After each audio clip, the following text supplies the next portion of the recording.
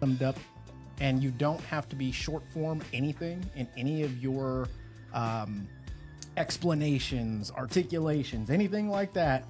Tell it like it is, okay? You can cuss on here just as long as you use it the right way.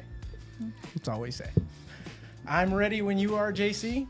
All right. Kick this some bitch off. All right, everybody, let's do it. All right.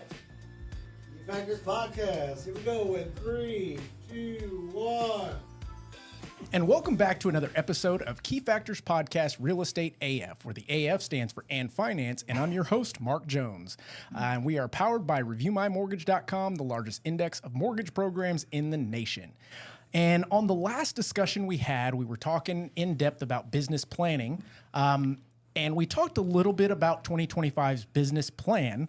But today, I wanted to dig and dive deeper into some expert opinions, plans, and what they have going for 2025. So I brought along some juggernauts in the industry that I want to introduce. So without further ado, I'm going to start with Lulu Bishop. How are you? I'm great. Doing well? Yes. Good. And then we got JJ. What's up, JJ? How you doing, brother? How are you? Doing very well. And to my direct right, I've got Robert Armendariz. Two first-timers. Yeah, two first-timers. Now, first time on a podcast? No. But on the best one. Yeah. Of course. So, guys, at the beginning of this discussion, I want to give you a moment to kind of tell us who you are, why people should listen to the stuff that you're going to be talking about today. Who wants to take it first? I think ladies first. Ladies first. I like it. Chivalry is not dead. Yes. So Lulu Bishop, lead agent at the L. Bishop Group at Keller Williams City View. I have been in the real estate industry as a realtor for 7 years with City View. Prior to that, I have 23 years of custom new build experience with homes. Okay. And how did you get into the business? 23 years of custom new build homes. Prior to that? Since I was a child, yeah. I love it. And I like this better, honestly, because when you build a custom home, you can be with one family from anywhere 6 months to a year. Yeah.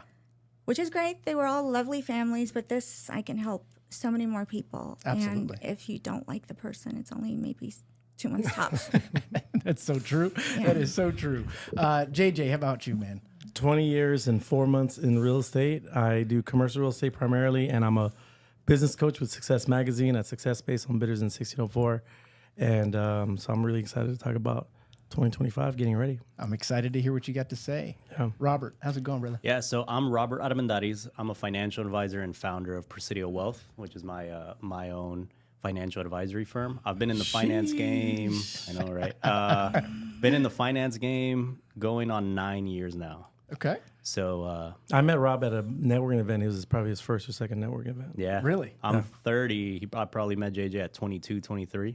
Mocoso. Yeah. I Yeah. still went It's a behind baby. the Yeah, I'm telling you, man. gunslinger. Telling you, man. So how did you get into that industry? Dude, the short story or long story? I mean, give me a medium story, because for me, I was at Chase. I did the whole refer to your FA. We had to be licensed. Yeah, that makes sense. They called you somewhat of a financial advisor, but you really didn't know shit. No, so to me, it was more of curiosity. Mm-hmm. So I graduated college in May of 16, and October of 15, my grandmother suddenly passed. Very unexpected. And that was my mom, because I grew up with just me and my dad. Okay. So my grandmother passed October of 15. And then going into the holidays of, Thanksgiving and Christmas of 15 just wasn't the same anymore. Yeah. And that last semester of school, I started asking my dad a lot of questions. And it's, I think it only happens to your family, but it happens to all families. Sure. Now that I've been doing this for like 9 years.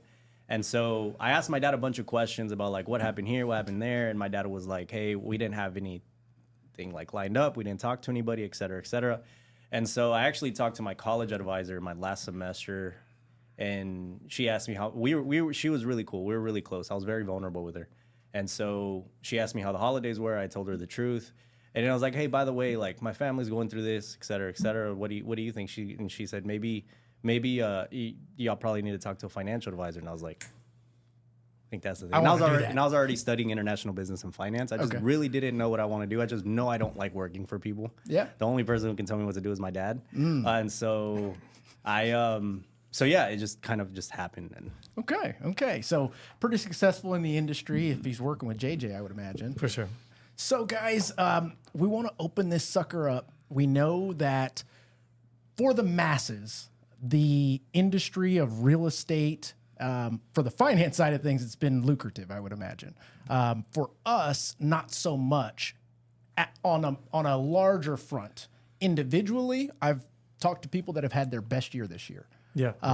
And it had a lot to do with their needle moving activities, what they did consistently over and over, their plan, their idea of, let me look into the future and see what my future is going to look like. Now, let me figure out how I make that happen, putting the steps together, et cetera.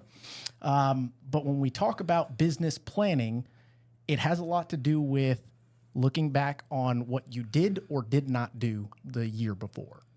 Right. That being the case, just opening it up broadly. I want Lulu to start because she's really humble with that, her explaining who she is. She's had growth year over year for almost a decade, like straight. I've seen her expand from a single agent to a husband and wife team to I fixed that. That's a source. Yeah, that one's fixed. And then she has these two awesome girls that are on her team right now. She runs lean. She runs mean. She's growth year over year. She's probably the most referred agent on Facebook that I've ever seen in my life. So I am. She is. I love it. Yeah, she's Matter- awesome. She's being matter humble. of fact, Jackie Silva, my operations manager, mentioned that. I know her. Oh, you do? Okay, very good. She went to high school with your. My ex-husband. There you go. Shout out. Hey, Jackie. There you go. So go for it. Take it away. So San Antonio Business Journal, by the way, number 3 in the city last year, and Flex. number 2 with NAREP in the city this year, number 67 NAREP nationwide. Boom. So just putting it out there. Two But, away from greatness. yeah. Let's And go. I'm happy with that, especially after the last year that has been full of transition for me. Yeah. I do prioritize running leanly. So I have an admin, I have a showing agent, and every single day you have got to set up your routine for success. You've got to move that needle. Yeah. Our job is lead gen. That's all it is. Yeah. That and facilitating and helping people. If you do those two things, I think almost in any industry, it's going to take care of itself. And I love that you said that because it almost takes all the nuances that everybody is causing themselves to Shiny objects. all of the 1000%. things and 1000%. simplifies it down to 2 simple things. Now, obviously, there's plenty of things that spiderweb off of that, Yeah. but in its simplistic state, I love it. Absolutely. Yeah. Go ahead. Well, it's simple, but it's not always easy. So, and you can do it whether you have a large budget. I personally don't buy leads. I don't do any of that. I never have. I focus more on relationships, whether it's agent to agent nationwide, which I am one of the top realtors that does that. Yep. Which is very easy though in our city because we are a military city. Absolutely. So that yes. is something that anyone can focus on. Whatever you can do to grow your business, whether it's going to conferences, you have got to, especially in this current state of our industry, with an NAR lawsuit, we have got to stay educated. If we are at all confused, can you imagine what the public is? Yeah, 1000%. And then we're also evolving on how we handle it because it's something that is not static. It is changing. So we have to adjust our forms. We have to adjust our conversations. We have to adjust our scripts, which is all that scripts are, our conversations. And mindset. Yes, and we have to be prepared. And it doesn't matter who's in the presidency. It doesn't matter who's in none of that matters. You've got to be able to run your business no matter what. Yeah. And you've got to find a way to do that. And you have to pivot, which I think is something that's been overused since COVID. Yeah. But truly, you have to think on your feet. But that's also what makes our industry, I think, exciting. Yeah. It's I not have boring. to agree. Yeah, I have to agree with that. I couldn't see myself, I'll be honest, I couldn't see myself as a financial advisor. No, yeah. Simply because it is dealing with the same concept over and over. Now, mind you, do you guys have issues that arise? Do you have fires that come up? Maybe not. I think there's a lot of fires in our industry. Their strategy. They're very strategy and based. strategic. Absolutely. And it's cool. But just to piggyback on what Lulu said, I think that there's this pent up demand, and the reason why there's market is weird, or I did this class called Shift happens because shift does happen, right? Yeah. It's my 5th shift because my dad was a broker for 30 years, and so I felt savings and loans 2001. I was in 2008. But Lulu's right. What I think has happened is, since if you look at the numbers in San Antonio Board of Realtors, 86% of all realtors got their license after 2013. So they've only seen this, right? That's right.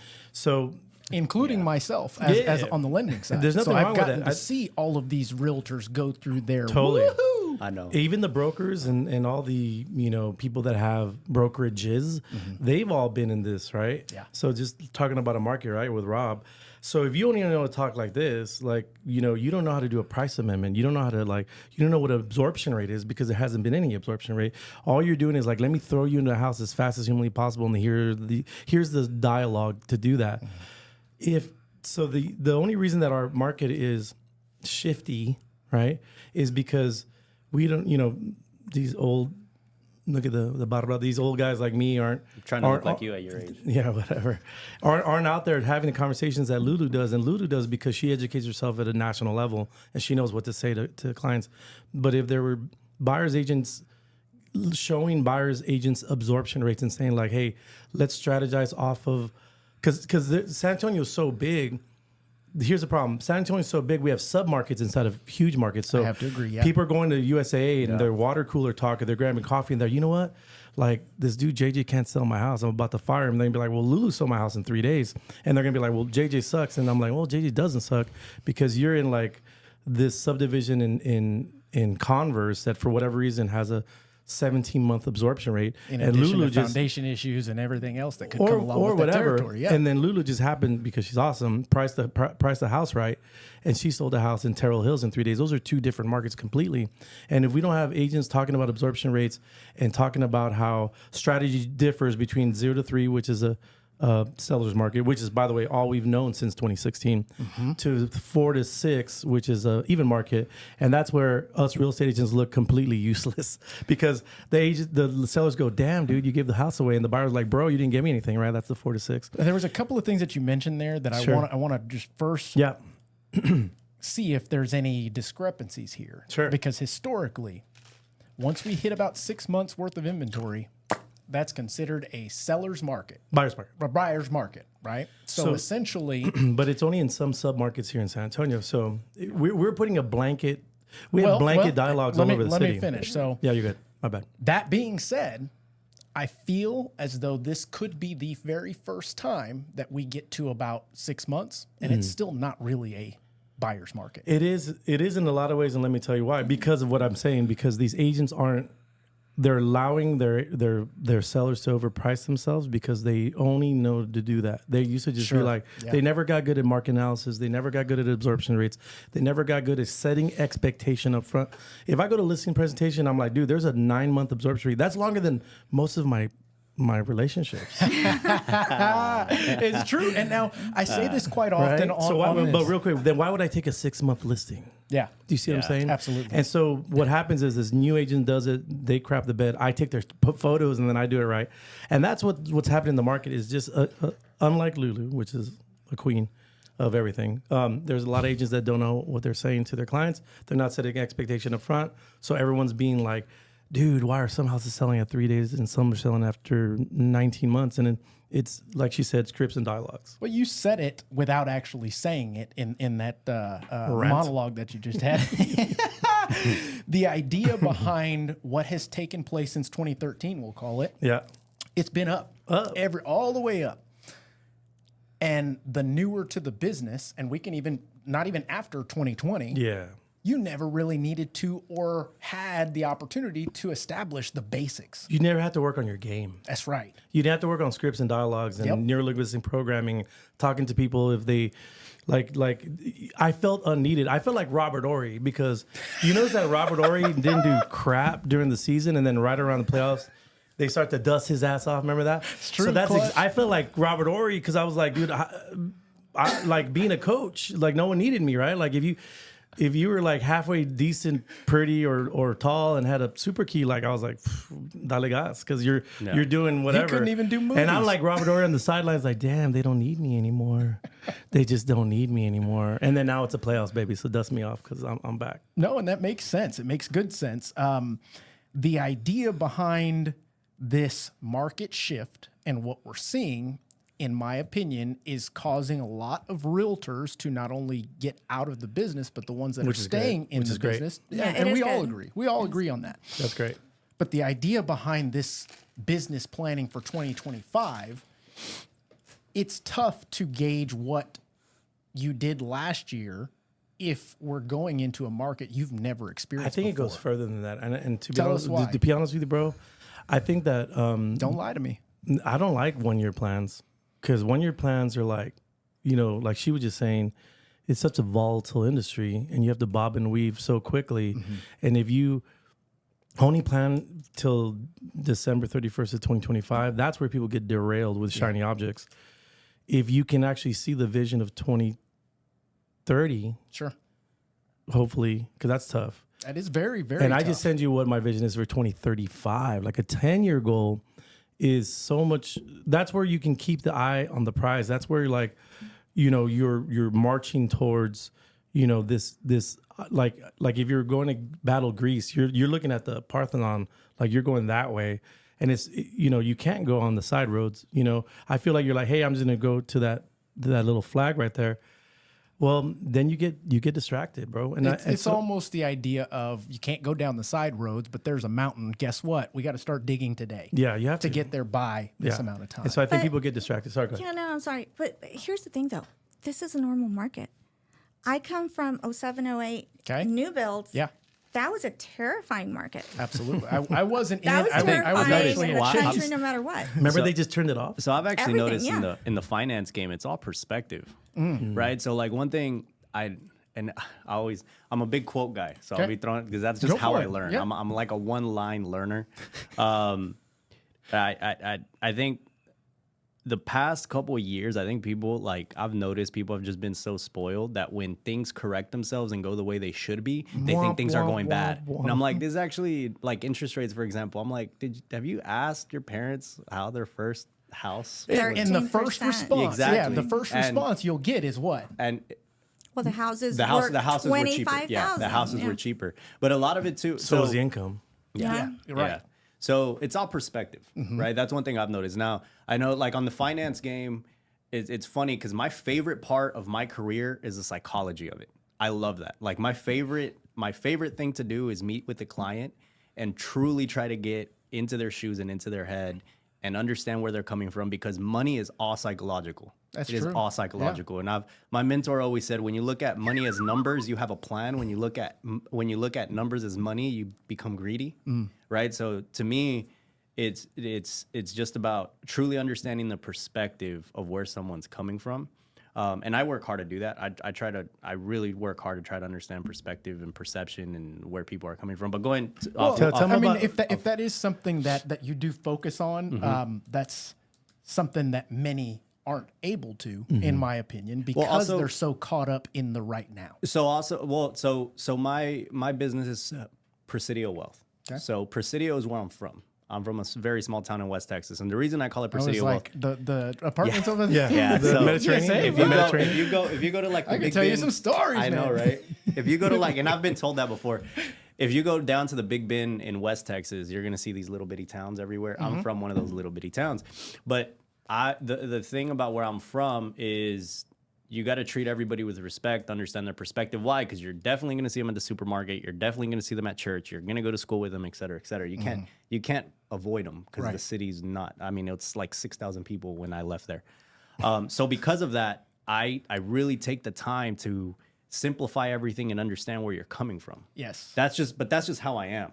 Well, right? So I think most of us here have so much, and I'm going out on a ledge. Yeah. Most of us here have so much going on that we can't overcomplicate things. Correct. We don't have time. We don't have time to overcomplicate. overcomplicate. Matter of fact, we were listening to what the hell's his name? Went to that inspirational Tom Ferry, Ferry, yeah. Tom Ferry. and He was eating you up, dog. dude, he was Literally, and I at him. appreciated it. Yeah. because that's something that I needed at that time. But there was one thing that he said that I 100% relate with: making decisions. There are decision-making questions, problems, issues that, yeah, you may need to think about them. Right. But 99% of them, make a decision, move on. Lulu, what do you tell buyers that are on the fence? You can't have it both ways because no, seriously, you can't. Trade-offs. You have to. I love her. So this is the thing, though. I kind of thrive on difficult conversations, Okay. and I look at it as my job is to simplify things as much as possible. And I've had buyers tell me, "Well, this house is overpriced. I'm going to wait for the rates to go down." Okay, but understand when the rates go down, prices are going to go up. You Yes. can't ever have it both Preach, ways. girl. You can't. You can't have your cake and eat it that too. in itself is something that we hear so often, but yet we're also doing our best to educate, repeat that concept because it is true. Like the water in the ocean is blue. But right now, though, it's an excellent time to buy a house. And I know I do sound really salesy, which I'm not. But it is because pricing is negotiable. We have the most leverage we've had in a long time. That's right. It is very much a buyer's market. People are make an issue out of the rates because they're not used to paying 10, 11, 13% like in the past. That's right. But rates are not permanent. You can refinance. In addition, I'll piggyback on what you're saying. It's misperception. Well, we call it in the finance game, we call it trade-offs. So Okay, there's okay. a funny saying in Spanish, but I'm gonna say it in English. It's you can't ask for a ride and want to drive. And we've noticed that a lot Say of it in people Spanish. no puedes pedir ride y querer manejar. There you Right? So it's like I it, like and how he said ride too. yeah, you can't ask for a ride and That's want to Presidio drive. for you. And like Yeah. I know, right? And I honestly always say that in meetings because everybody wants, I want my money to grow. I'm like, yeah, but it's risk. Well, I don't want to take risk. I'm like, no, that's bien Yeah. ready to get That's it. right. You know what I mean? Like, right. and that's how it is in the real estate game. It's I want this. It's like, well, if you want these two, you're gonna have to sacrifice the third. No, I don't want that. I say what's good for the goose is good for the gander, right? Because whatever you're gonna make up from this list price, I'm gonna go find it to you over there. I said, what's good for the goose is good for the gander. The only one that gets screwed is the sitting duck, because that's the one that's just right. watching both sides on the Now, side. let me ask each of you this. That what we're talking about, do you believe that it is a generational thing that we need to get over, and the only way to get over it is to continue to educate, or is it something that is injected by the media? It's media. We're buying Yeah, into media. it. I think it's important to understand where, like I said earlier, is understanding the perspective. I'm when someone explains to me their opinion or their idea of something, I never argue against it or agree with it. The first thing I do is I try to understand where'd you get it. Where did you get TikTok. it? Or yeah, I mean, I used to get like. Not anymore as much, but like 2 TikTok videos a day. Rob, what do you think about this? I'm like, Yeah, that's a I can't millionaire even- problem, and you're a thousandaire. Like, that's, right? So it's like, yeah, you're so. But I try to understand like where'd you learn this, right? And when you, my mentor will ask questions. The more questions I ask, I realize they're like, well, I don't know why I listen to it. I'm like, yeah, I don't know why you listen to it either, right? But JJ said it best: the shiny object syndrome is huge. Like especially now with crypto and real estate and investing and Tell me what flip. What did I say? you tell me what you told me about XRP. The hype. You sell the you sell the Oh, so like with stocks, love I this. mean, most people, what is it? You buy the rumor, sell the news. I think with Because and just to kind of layman terms it down for our audience here, the stock market, and you heard the audio a little while ago when I said yeah, it's a fugazi. Yeah. The idea love is that it movie. is somewhat fake, simply on it's speculation consumer confidence. That's it. or lack thereof. Supply and Or demand. lack I thereof, mean, it's simply supply and demand. Yeah. It really is. So, So I mean, applying but that say- to real estate. Oh no, go for it. Go Yeah. for it. So you say in stock, you say you got to buy the rumor and sell the news, right? right. But in crypto, it's the other way around. Exactly. Which is interesting, right? So that's another I sold all shiny my object Bitcoin. syndrome. I'm so pissed well, off. and that's what you and everyone else, right? But Daggum it. but again, going back to it, like from COVID to now, man, like every I want to say 6 months, but honestly, it's every 3 months. It's Rob, what do you think about this? I'm like, something else, bro. Like, Yeah. like something like you haven't stuck to the plan. Like if you would have stuck to the plan I gave you 5 years ago, Yeah. and not switched it up, right? But everyone and the Goes whole, back to my goal setting, right? It's yeah, just 5 years, and not so, 1 year. So, in the past. so like what Lulu said, I absolutely loved because I always say that, by the way. It's we got to move the needle. We got to move the needle. What are we doing today to move the needle? And that great quote of, we overestimate what we can do in a year, but we underestimate what we can do in 10. And that's what everybody's doing. They're super overestimating what they can do in a year. And it's frustrating because I'm like, dude, if you just would have stuck to the plan 2-3 years ago that we implemented, you would have been fine. But no, this TikTok video said this. My compa said this. Mi tío told me this. My friend told me this. The compas are always wrong, dude. The dad. And it is. But what's hard too is I'm not trying to disrespect anybody. No, not at all. Right. Not at all. And that's why I really try to work hard because money's up there with religion and politics, right? Yeah. It's very delicate, very sensitive to talk about. And I'm in the type of career where I'm like, hey, Mark, how much is your house? Right? I will disagree with you on that simply because religion and politics, those are things that, hey, man, that feelings get involved and all these other things. Money is very logical. And it should be. To very emotional creatures. Good point. So, Good and point. that's how do we get them to remove their emotion from Correct. just that piece of the equation? And that's my job. That's what gets How you tough. doing these days? It gets tough to do sometimes. I bet. mean, it does, but I like it. Like I said, the psychology to me is the best part because I like understanding. And I've told some clients, hey, right now you don't need me. You need to go talk to JJ. Like for what you want and for what you're looking for and for your 10-year plan. Yeah. This is the guy that's going to get you there. Same. Right. And if you need an opinion or a professional opinion about a managed account or a brokerage account or whatever, call me. I'll be more than happy to help you. Well, I'm glad I got you on this show because I've got a bone to pick. The idea behind having a financial advisor, and this has Right. nothing to do with what we're Give it talking to me. about, but Give it to me. I've had many clients, close friends, matter of fact, that when it's time to purchase a home, They talk crap. they go, I'm going to talk to my financial advisor first. Mm. And I go, the fuck does your financial advisor know about real estate? Right. Well, most of Let them, me most talk of to them, him most of about them his dog the game. portfolio. Most of them dog the game, but Why is that? I You will know, never dog the game. it's because they want their money to be placed where they feel that their money should be placed. because they make their money on how much is managed in the current that, situation. and also they're masters of that game, right? So like I would, if I was an armchair financial advisor to my client, and they're like, I'm going to put some money in, with Rob, and then or get a income producing property with Lulu, I'd be like, well, which one of those assets do you have complete control of, right? So, let's but even that's go our more, perspective. Let's even go more Yeah. basic than that. I'm buying my first primary residence. Oh, that's crazy. Right. You have to have that. And I've got $200,000 sitting in a managed account. Right. I'd like to put 20% down so I don't pay mortgage insurance. My payment Right. can be within my budget, et cetera, et cetera. FA goes, I don't know. Let's look at some other options. that But if you see what I'm saying? but- Yeah, and it's no, like, no, what the and hell? so going back to the psychology and the perspective of the human being, right? To me, I was talking to this with a buddy at the office. I love when my clients become my friends.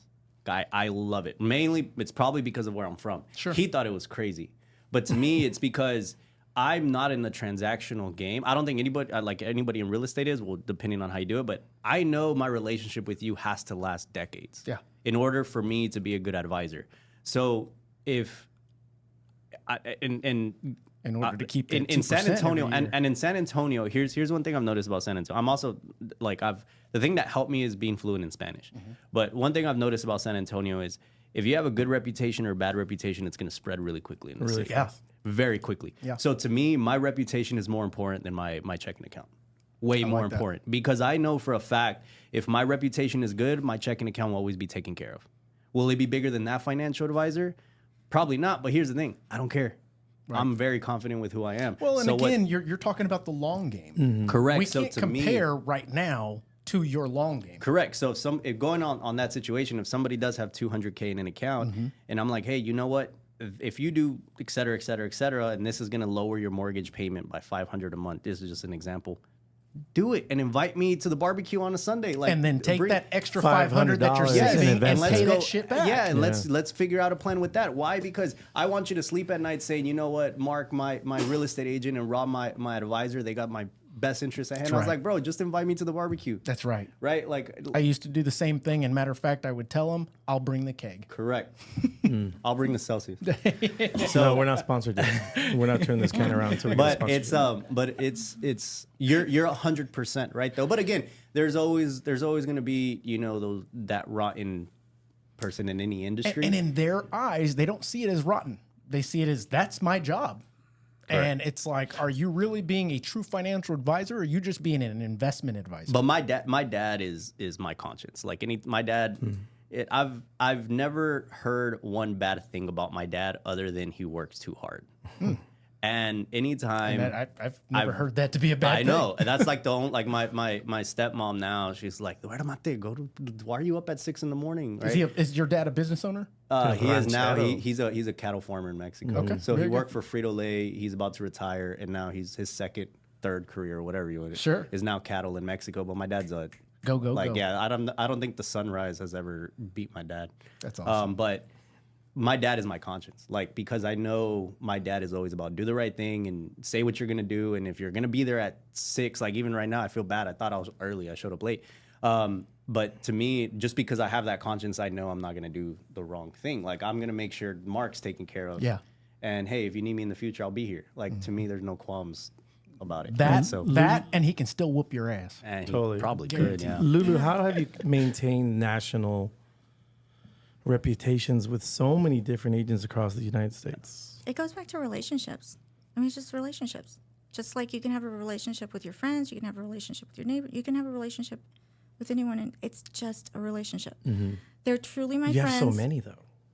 I'm a likable person. but no, that's what we do. We mastermind. You always have to provide value, and I do that for in every aspect of my life, because that's part of moving the needle. Like, how can I do better today than I did yesterday? No matter what it is. Can I get more steps? Can I spend more time with my kids?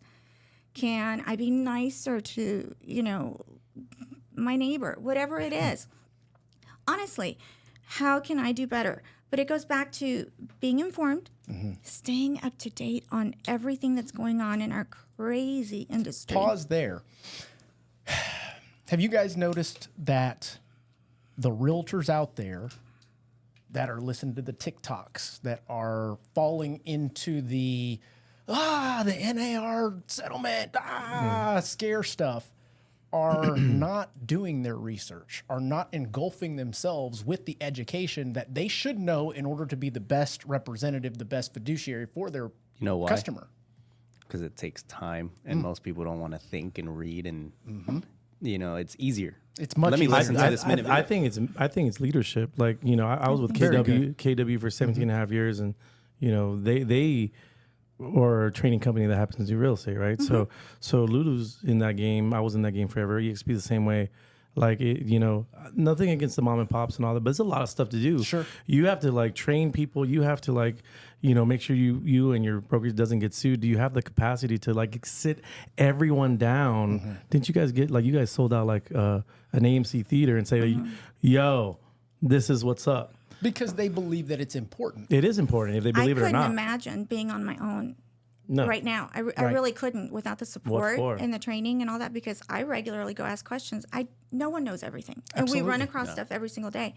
But it goes back to, I think part of what's most important is setting the TikTok people and all that. Stop making it about you. It's not about you. Elaborate. I talked to a seller this morning. Well, I've actually been talking to them all weekend. He and his wife bought a property. They're getting divorced. They bought a property a few months ago. He wants to sell it because he doesn't want to stay in the house. I have been doing my damnedest to convince him to refinance.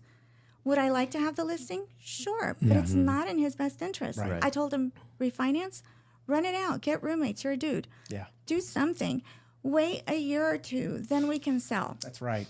But don't do Take this a moment, allow yourself to take it in, be logical, come up with that plan versus just straight up losing your ass. And it's not in your best interest. It really isn't. So it's not about me. And you have to look at every single situation because it doesn't have anything to do with you.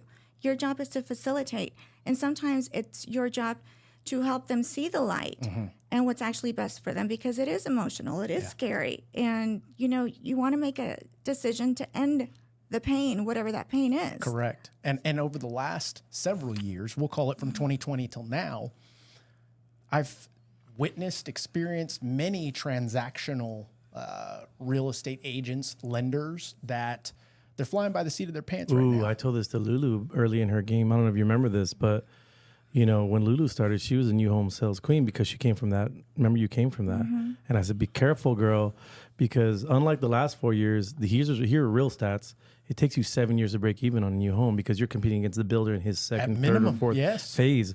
And so if you want to, again, going back to more than a year to plan, and we'll get to there whenever. That's right. If you're planning for a longevity game, if you're planning for 2030 or 2035, do you want and you're trying to build a business around a database that'll feed you and have repeat business, then new homes is scary, kid, because they're not going to be able to call you till year 8, 9, or 10. So you've pretty much decided to grab some money now. Yep.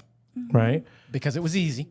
Low-hanging fruit. No, that's the trade-off. That's the trade-off there. And the sales rep helped you close and all that. Because a lot of the newbies do that. They just go and take them. Drop them off. I'm like, I hope you have a big database because that one's not going to call you for a decade. That's right. And so, again, when you plan more than 1 year in advance. And if and when they do, are you going to be able to do the right thing? Will you still be in the game is the question. Touche.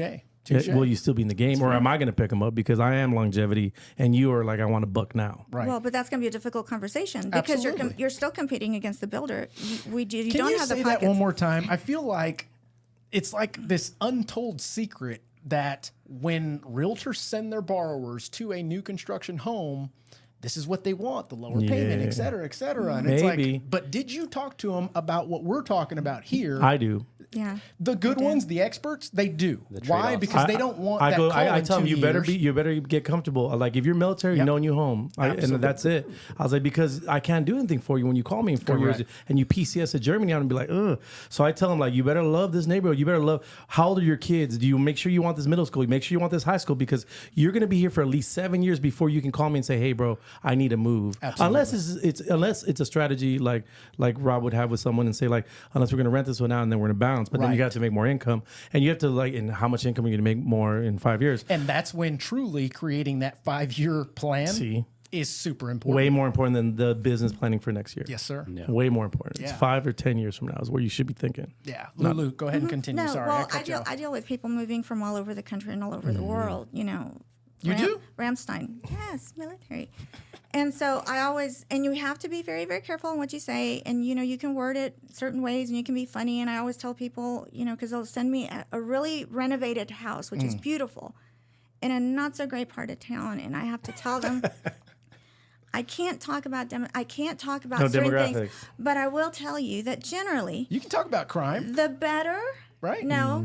They won't let you do that? You have to research. You can say you should research that on You your own. should research Really? it. You can Google I that. didn't know that. It is wow. That's crazy. It is Well, I can't. I'm commercial. We're all Democratic. Yeah, no. We have to. So I always didn't tell know them, that. like, Holy cow. the sketchier the neighborhood, the better the tacos. So we'll just start.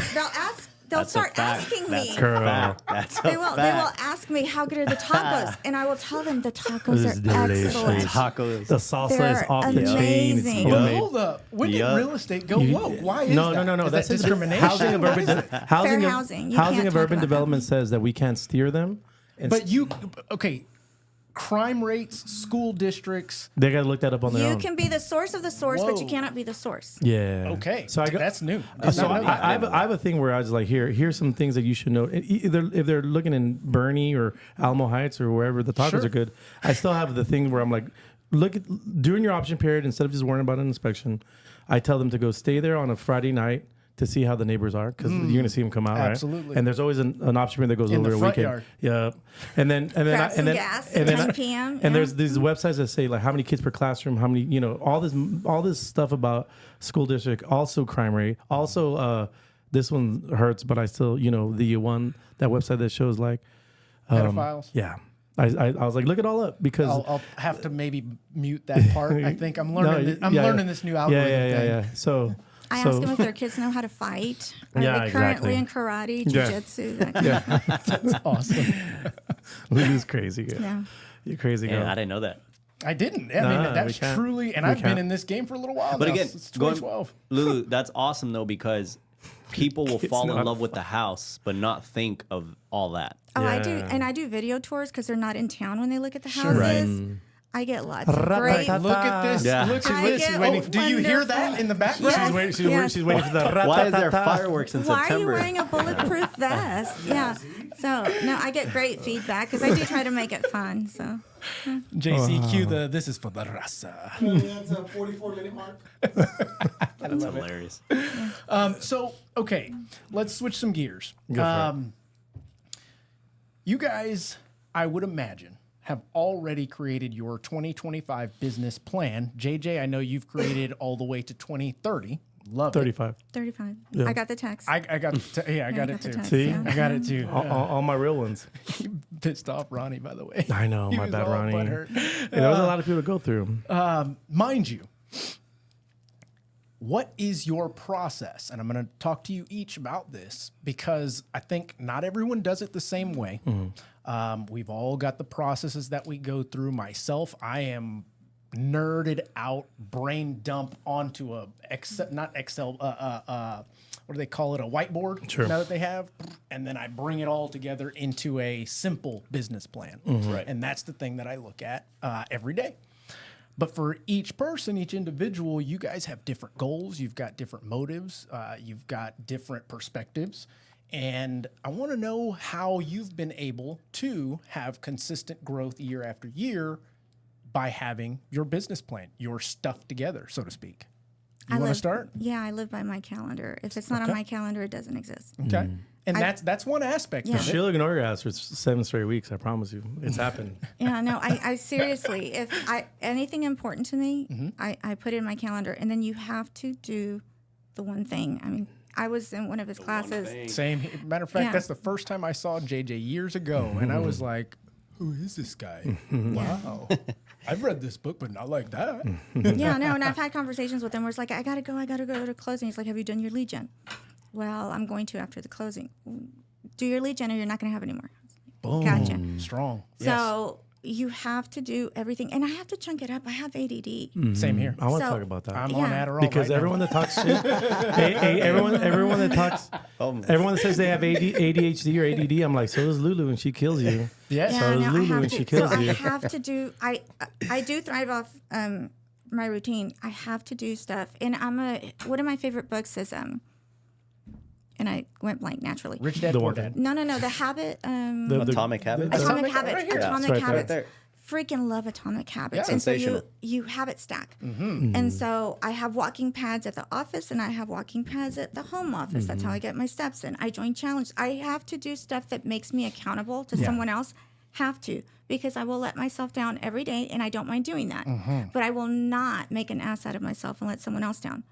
So I have to put my stuff out there so that people will hold me accountable. And they don't even literally have to, because my conscience as a woman and as an individual, my pride, Yeah. my ego, I will not let myself let them down. So Now, I get the stuff that done I being need said, to. does your ego ever get in the way of what you're talking about here? No, because for She's me, competitive, dude. yeah, no, I really, seriously. I don't want to go up against her. But it goes back to I want to do right by the person, no Right. matter what it is. Right. And if that means that I'm not going to get the sale or it's not in their best interest, because I am in it for the long game, I want them to, whether they never buy another house or have anything to do with real estate, I want them to send everyone that they know to me. Now, what in particular, or was it something in particular, because that is an echoed concept, logic, trait that everybody that's been in this studio has talked about, which is I want to do the best for my client. I want to do the best for them, whether that is me making money now, later, in the future, etc. But I'm going to give them the real shit. I'm not going to sugarcoat it. I'm going to set expectations. I'm going to be true to them, but I'm not looking for that next buck. Was there something that was developed in that, or it was day one, you know what, I'm going to set out to do this and this is how I'm going to do it? Or was it something that was acquired after having something happen that bit you in the butt? No, not really. For me, it's just kind of been a way of life. I mean, I feel like you have to, whatever you do, I believe in karma, good and bad. And so whatever you put out in the world is going to come back to you. Sure. Yeah. And so I just want good stuff to come back to me. And Yeah. so the more stuff that I put out there that's good, it's going to come back. And San Antonio is the biggest little town you'll ever be Absolutely. in. Yeah, 1000%. Everyone knows everyone, and everyone talks about everyone. And just like the realtors, when I teach negotiation classes, I always make it a point to tell the newbies, like, we're working with them. We all have the same goal. That's right. You're not going to score brownie points or do right by anyone by exerting what you think is your perspective only. Right. And I could use choice words, but I'm not. But my point being, people win if the house gets transferred. That's Correct. the only thing. What can we do to make that happen? They want to sell, my people want to buy, whatever the situation. So you have to do the right thing, and hopefully you'll be working with that agent again. That's right. And the ones that don't do that don't last very long. Right. Well, giving the folks another side of the token, another perspective, I myself, same thing, do the best for the client, whether that's money now, later, what have you. But for me, it took one time, and it did not feel good. Telling someone they were qualified, getting a couple of days before closing, and couldn't happen.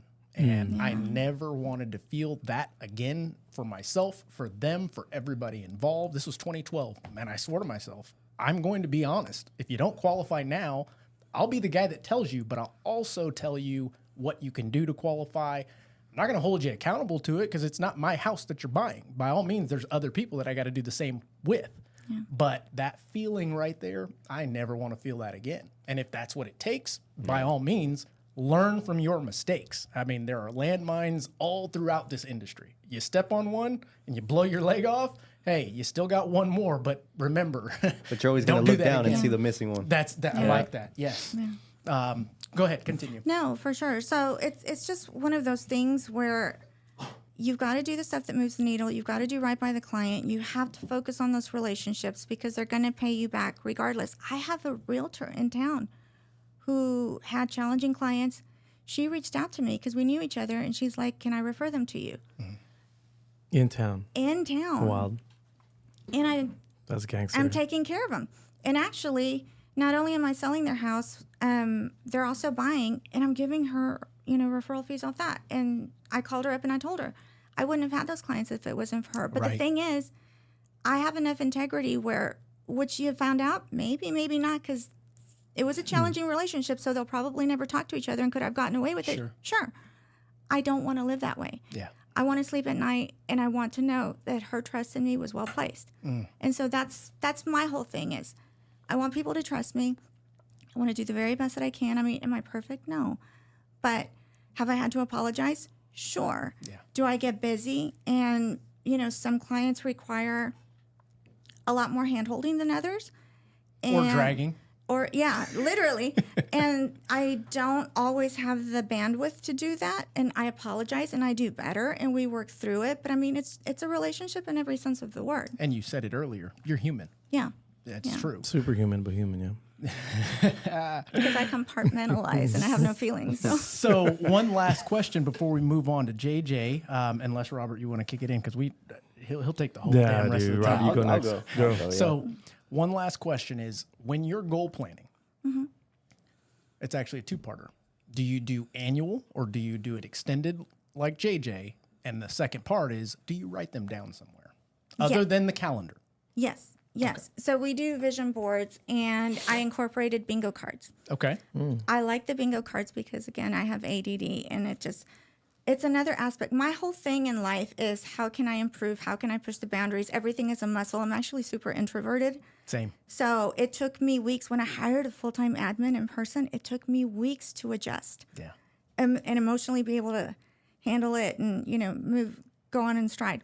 But you ask others out there, and they're like, "Oh, super extrovert, butterfly." Oh, I would- No, yeah, we exactly. play the part, but damn it, get me out of this room now. And it's draining. Yeah, no. absolutely. So every year and every time I do anything, I try to push the envelope just a little bit. So I do that. I don't ever plan past a year simply because of my ADD, because I do compartmentalize. What's and the bingo card, though? The bingo card is like, for example, Loteria. certain trips, El certain mano? vehicles. Buenas. Okay. Yeah, no, it's not El Valentín. Borracho. La Serena, no. Real bingo. Okay. Real bingo. So you have to But- line them up. Yeah, you do it on Canva. Oh, okay. Yeah, you can put like trips, certain cars, all that kind of stuff, whatever. make a It's your line. vision board, Okay. but in a bingo card form. Smart. So it adds just another little See, I exciting think layer. that's what That's cool. one of the I don't know things that is highly overlooked in us ADD folks is we make everything fun and interesting. you have try. to. You have to. to. You have to. have to. Yeah. Okay. And go it ahead. comes back to me competing too. Like, how else can I challenge myself? I like that. It keeps me interested. I've got to have a carrot dangling in front of me. If I don't, whether it's an award, whether it's competition, whatever it is, if I don't have it, I lose interest really easily. Absolutely. So that's, and words of affirmation and all that. So that's like right up my alley. Love it. So if I can actually get one more thing done and challenge myself and make myself just a little bit more uncomfortable, I'm going to do it. And so I do those things, but I can't ever plan past a year because that freaks, I don't ever think in those terms. I should, but I don't. I don't think there's anything wrong with Me it. neither. I mean, personally, I can't either. First, ADD, I don't know what it is. I have a vision of what I want the future to look like. Each year, I get closer and closer to that I see vision. beaches, Yeah. tropical drinks. I see Well, that. I see trees of green, but, yeah. red roses too. Yeah. yeah. So, Robert, how about you, brother? Yeah. Being in the financial world, you guys are heavily into more of a quarterly checkup with your customers and whatnot, I would imagine. Yes. Weekly. So I know, depending on who they are, but I had a fantastic mentor. So Okay. shout out to Jason. I had a fantastic mentor when I first came in. That's one thing I'm very blessed to say. And he always said, it's perfectly fine to have an unrealistic goal, but you have to pay attention and follow the realistic plan it takes to get there. He would always hound on that, right? Okay. If don't say I'm gonna make $500,000 this year if you've never even made 50. Does that mean you're not gonna make $500,000? No, but learn how to make 50 first, and then go to 100, and et cetera, et cetera. So I mean, are y'all familiar with the 12-week year? Yeah. The book, yeah. So that's my, like you said, quarterly. I do have the year, right? But it's more, my year is more missions. Sure. And the details are in the quarter, right? So Okay. like I accomplished everything I wanted to do in 2024 and get married on top of that. So Whoa. to me, Congratulations. thank you. So like 2024 is one of those years that like I know is going to go down in the books, but I have to do better than that. Yeah. So for me, I really look at what I have. So I actually have two different types of plans. I have my business plan, which is the numbers. How much do I need to make? How much assets do I got to bring over? What certain clients I'm gonna try to talk to? What type of net worth I'm gonna try to attack? And then I have a marketing plan, which is how am I gonna do it? Sure. Right. So to me, I look at those two, but I also look at what have I done this year that complemented my plan from 2023, right? Because obviously I'm getting better and better and better. So I really pay attention to what do I want to do in the month, the quarter, the 6 month, and then in the year. Okay. And to me, like Lulu said, I compartmentalize everything. Yeah. Because I know I'm self-diagnosed, like attention disorder, but I know when I'm like, okay, I need to do this today, then I'm gonna accomplish that. But when I look at the year, I do have a plan for the year, and I have a 5-year plan. That's the most I go out. I do have a 5-year plan, but to me, it's really hard to look at it because then I get anxious. Is that more like within 5 years, I want to tackle this whale type concept? It's not so much a whale, it's where do I want to be? Because to me, it's not so much about, oh, I want to get this huge client and that's the end of that. It's like, no, that's why I called my advisory Presidio Wealth, because it's a mission. I want this business to be all about trust, loyalty, integrity, and like I want to build this into a huge advisory firm that I can look back and be like, man, I remember the little steps to get here. To me, the money and all that is cool. Don't get me wrong. But I'm not a car guy. Sure. I don't have like the vision board of like a car. I don't have a vision board of a home. Honestly, don't have a that's vision okay. board. I have I a used vision to. board of a I used to. conglomerate that I'm building. Yeah. But I have to pay attention to the days. So like in Spanish, vista larga, pasos cortos, like long vision but small steps. That's just how I am. But yeah, I do. I really mark down. I work backwards, and that's how we do it in the finance game. Is hey, this is how much I got to make. This is how much assets I got to bring. This is how much I got to do in this. This is how much I got to do in that. Boom, boom, boom, boom, boom, and then I break it down to the day. Right. And to me, it's my mentor always used to say, if you look at it over the year, you're going to get anxious and overstimulated. Sure. But if you look at it in the day, it's like, oh, I can do that in 24 hours. And then you do it the next day. Oh, I can do that in 24 hours. I mean, and then, as you increase the complexity of it, it could be as little as every 5-minute increments, like an Elon Musk. 1,000%. So, Yeah, I to mean, me, there is no extreme. I have a to-do list from 2:30 to 4 today, and it's just a list of things that I need to knock out in an hour and a half. Like that's on my calendar today. But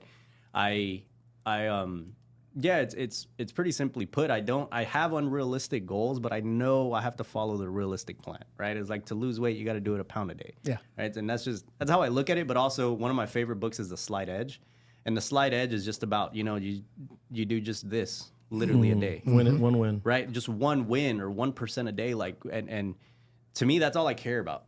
Like if I learn something a day or talk to a new person or, JJ refer to me someone or something, like just those little wins, I'm able to look back 365 days and I'm like, man, a lot happened. And I'm glad you said that, because I think in today's generation, the little wins adding up to the full year of this big accomplishment is dissipating and disappearing because of this TikTok age where instant gratification is trumping the idea that I ran a little bit further today.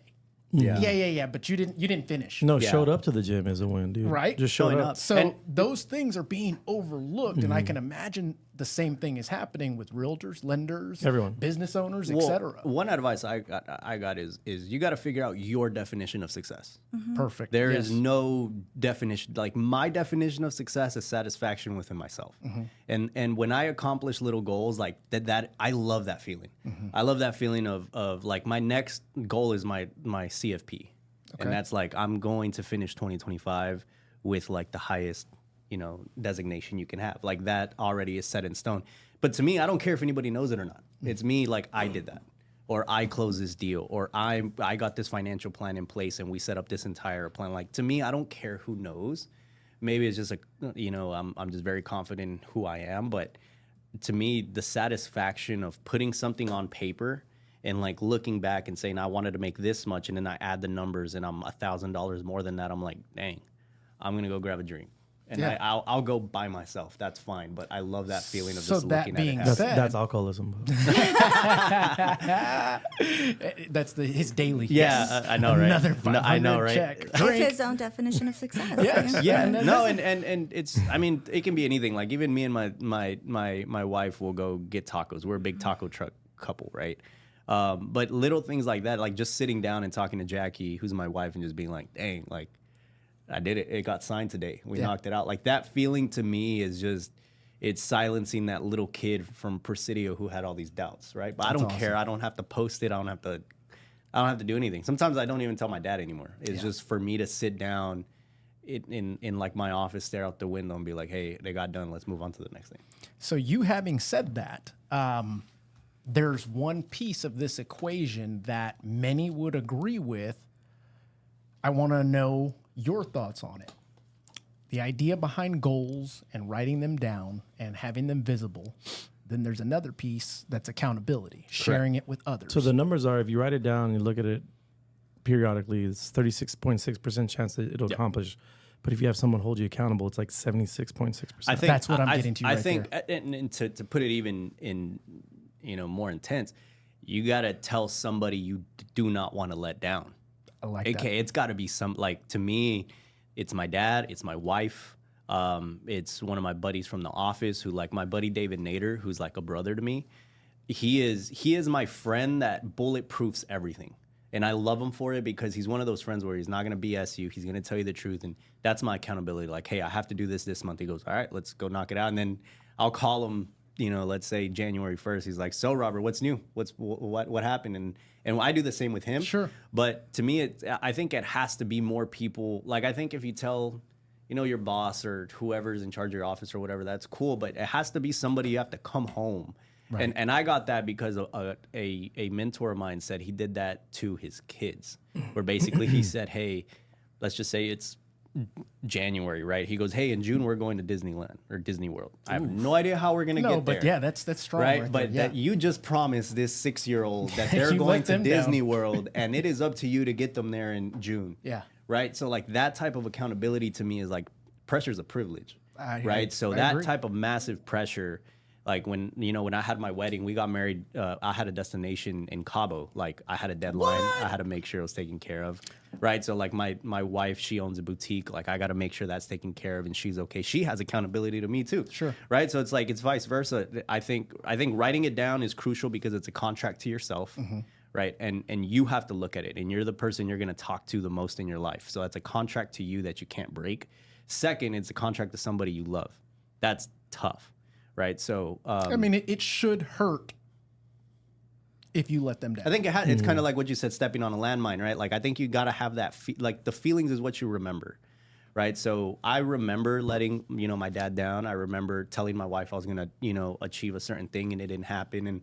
And even though she loves me and she's like, babe, it's okay to me. I'm like, damn, but the contract to myself and us didn't get fulfilled. Sure. And like, as a man and a man that was raised by my dad, that's tough to look at. So to me, yeah, you have to write it down. I mean, during the times of my planning for next year, which I'm actually about to start, my windows all over my office are written all over. I love just because that, I yeah. have to see it. Like it looks like a lab, just all the equations and everything I have in there, what I have to do. But yeah, Same concept with me, but the board. Yeah, whiteboard. just the craziness of it all. And to me, I love it because you're breaking down the complexity of your type of success. Yeah, in a right? way that you can understand. Yeah, it. that's realistic, right? Like to me, I get it. Everybody has big dreams, but the reason you don't fulfill it is because you don't know what you have to realistically do to get there. Well, I also think that you set these big goals year after year and you don't hit them, and it's okay. It's okay. Does that but make you're sense? a lot further than where you started. I'm kind of talking about it in a different aspect here. Is these folks that go, I'm going to go from 100 to 500,000 this Right. year, and you didn't hit it. Oh, that's okay. Yeah. So next year they're going to do it again, 500,000. They didn't hit it. That's okay. Is it okay? If Yeah. you But set your goal that high That's with psychology, unrealistic, That's psychology. That's Yeah, that's their financial psychology. thermostat. They have inner work Yeah. they need to do. Another huge motivator is having to make payroll. okay, I like take that. it Yeah, very seriously. That's my next thing. Having an assistant, that's terrifying. right. to me. Yeah, That's right. It's not having just you. two Depending on you. people Yeah. That is depend on me yeah. for their livelihood, their homes, their vehicles, their food, their right. families, everything. That's a huge motivator. That gets my ass out of bed Yeah. every single Exactly. Yeah. Like that person eating is Yeah. depending on you. That's right. That's right. That's day. motivating. You can't take a day off. But That's I'm right. I'm different than Rob because I throw it out there, and I throw it out there because my peers are now looking at me, and now I know when they're looking at me, I know I can't fail, right? So I do tell everyone, but I have to be held accountable. I've had a coach. all eyes on me. All eyes on Yeah. me. So I have to have a coach that holds me accountable every single week, and those are tough conversations, and I'm good with that. But back to Lulu having ADD, like this is crazy because first of all, ADD, everyone thinks all of us have it or self-diagnosed, whatever. It's I from went and it- saw a psychologist. Did- all that yeah, me shit. too. Yeah, I needed the medication. So like, I'm not medicated, but I am self-diagnosed. so- no, you definitely are. But And before it was the medication, it was pot. I'll be honest. yeah, It helped me. I bet. Yeah. No. But Lulu being such a badass and having that is what I tell all of my coaching clients because I think a lot of, by the way, real estate attracts that personality profile Correct. too. Yep. And so, but think about how we evolved. Like we weren't cavemen, like just like meditating in a cave and doing like 10 hieroglyphics a day and then, doing yoga. Like we were running away from like tigers and bears and stuff. So like because of that, we want like our attention to be focused on something quick. The shiny objects are the smaller the shiny object, the shinier they are because how does Lulu like not stay super focused on these goals is because she like looks over these little shiny objects all the time because your brain wants to win. Just like we're talking about wins. In order for me to call this dude that has a warehouse on 410 that needs to have a BPO that's going to take me 5 hours to maybe sell it by April, right? Or I can just get on Instagram and see whatever meme, someone sent me. That's immediate gratification. Correct. And the fact that she's able to run over that and be like, nah, like I'm gonna say no to so many things to be laser focused to these crazy goals and killing all these teams that are way smaller than her is a testament that crutch that some people look at is not a crutch. She's just learned how to deal with it in a really like organic and persistent way. I've got an episode with Ken Perry, and I don't know if you've ever heard of Ken Perry, but he owns the Knowledge Coop. Incredible gentleman. He also has ADD, ADHD. The episode is called ADD or ADHD. It's our superpower. Incredible discussion. You should take a listen. Yeah. No, I definitely will, because when you talked about overstimulation, that's right. literally me in a nutshell. Yeah, it's I get so easily terrible. overstimulated. And then you get paralysis by analysis. You end up not doing anything. And then you're a perfectionist on top And of you're a it. And so then you perfectionist on feel top if you of it. can't do it perfectly, you're going to put it off, Yeah. which it's a cycle. It feeds exactly into itself. correct. Yeah. No, you're good. So why I've always done 5 years, this is the first year I've done 10, is because for whatever reason that helps me more about the be, do, have part about all this that we haven't really touched on, is that in order for us to be that person, we have to go do it and have it. Our brains Yes. talk the other way. But when you start asking yourself questions, this is from my coach, is where will you be in 2030? So are you living in San Antonio? Are you living somewhere else? Or what will you be doing? What is your daily activities, right? Because they have, like Lulu, your activities changed from 5 years ago, right? And it changed from 5 years before that. So here's the problem that I have with real estate agents in general is that if we worked for USAA, we would have to kiss some girl or dude's ass to make them like us and perform so that they could hopefully like see us and then recognize us in us to go jump the corporate ladder And get that into your bonus. or whatever. We own our own business and we can have whatever job description and role that we want. But yet I still see people that have been in the game for 12 years doing the same thing year in, year out. And then they wonder why they burn out. Yeah. Just create your own job. You own the company, create your own, replace yourself and create your own job. That's right. And people don't do that. Well, I took a workshop where they say different isn't always better, but better is always different. Right. And so and like JJ said, you see people doing the exact same thing. Wondering why they've made, they kept up with inflation. Yeah. That's the only pay Barely. raise they've given themselves, right. but because you have to do something different.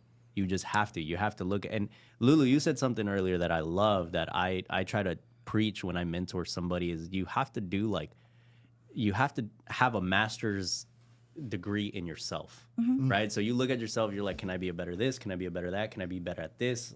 I need to calm down on that. Like, I think you have to do that. Well, and that's a part of the EQ in developing yourself, Definitely. being honest with yourself, being able to empathize with yourself Right. in many cases. and finding out what kind of motivators you are. Like, not all of us are money motivated. Like, right. I'm not. I thought I was. Bobby is, thank God, because I get to hitch my hook on him.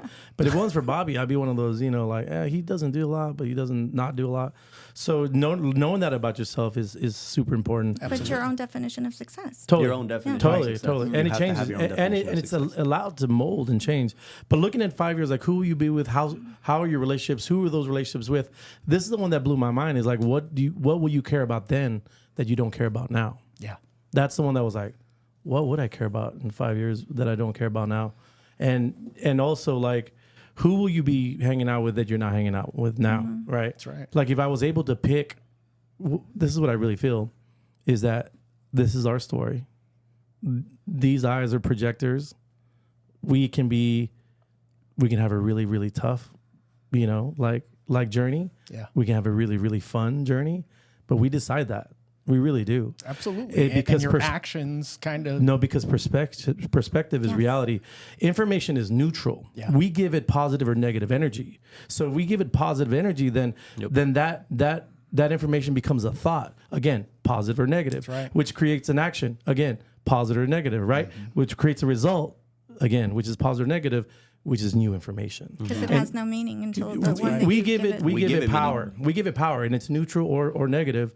And until you can look far enough in the future to be like, well, the character that I projected 5 years from now is not going to go down that hard road. Right. The And sometimes it is because you've gone down that road before Maybe. and learned from it. maybe, but we all know the people that like just fall ass backwards into opportunities, and you're like, dude, how did that happen? It's because that's perception and reality. So what I do is I look at 5-10 years from now, and I know who that person is and the ending of that road until then. And then I break it all the way down to like, okay, all right, if I was going to build a house, then in, let's say, 5 years, then by 3 years from now, I would have to have, just this is just BS, but like framing and foundation. And so in 2 years, I would have to have foundation, and then this year I should be leveling out the ground. And then I just work on habits, because I think we're 3 to 5 habits away from anyone that we need to be to. And then inside of us, all the potential that's ever happened, all of our ancestors that came before us is inside of us. So we are the conquerors. Yeah.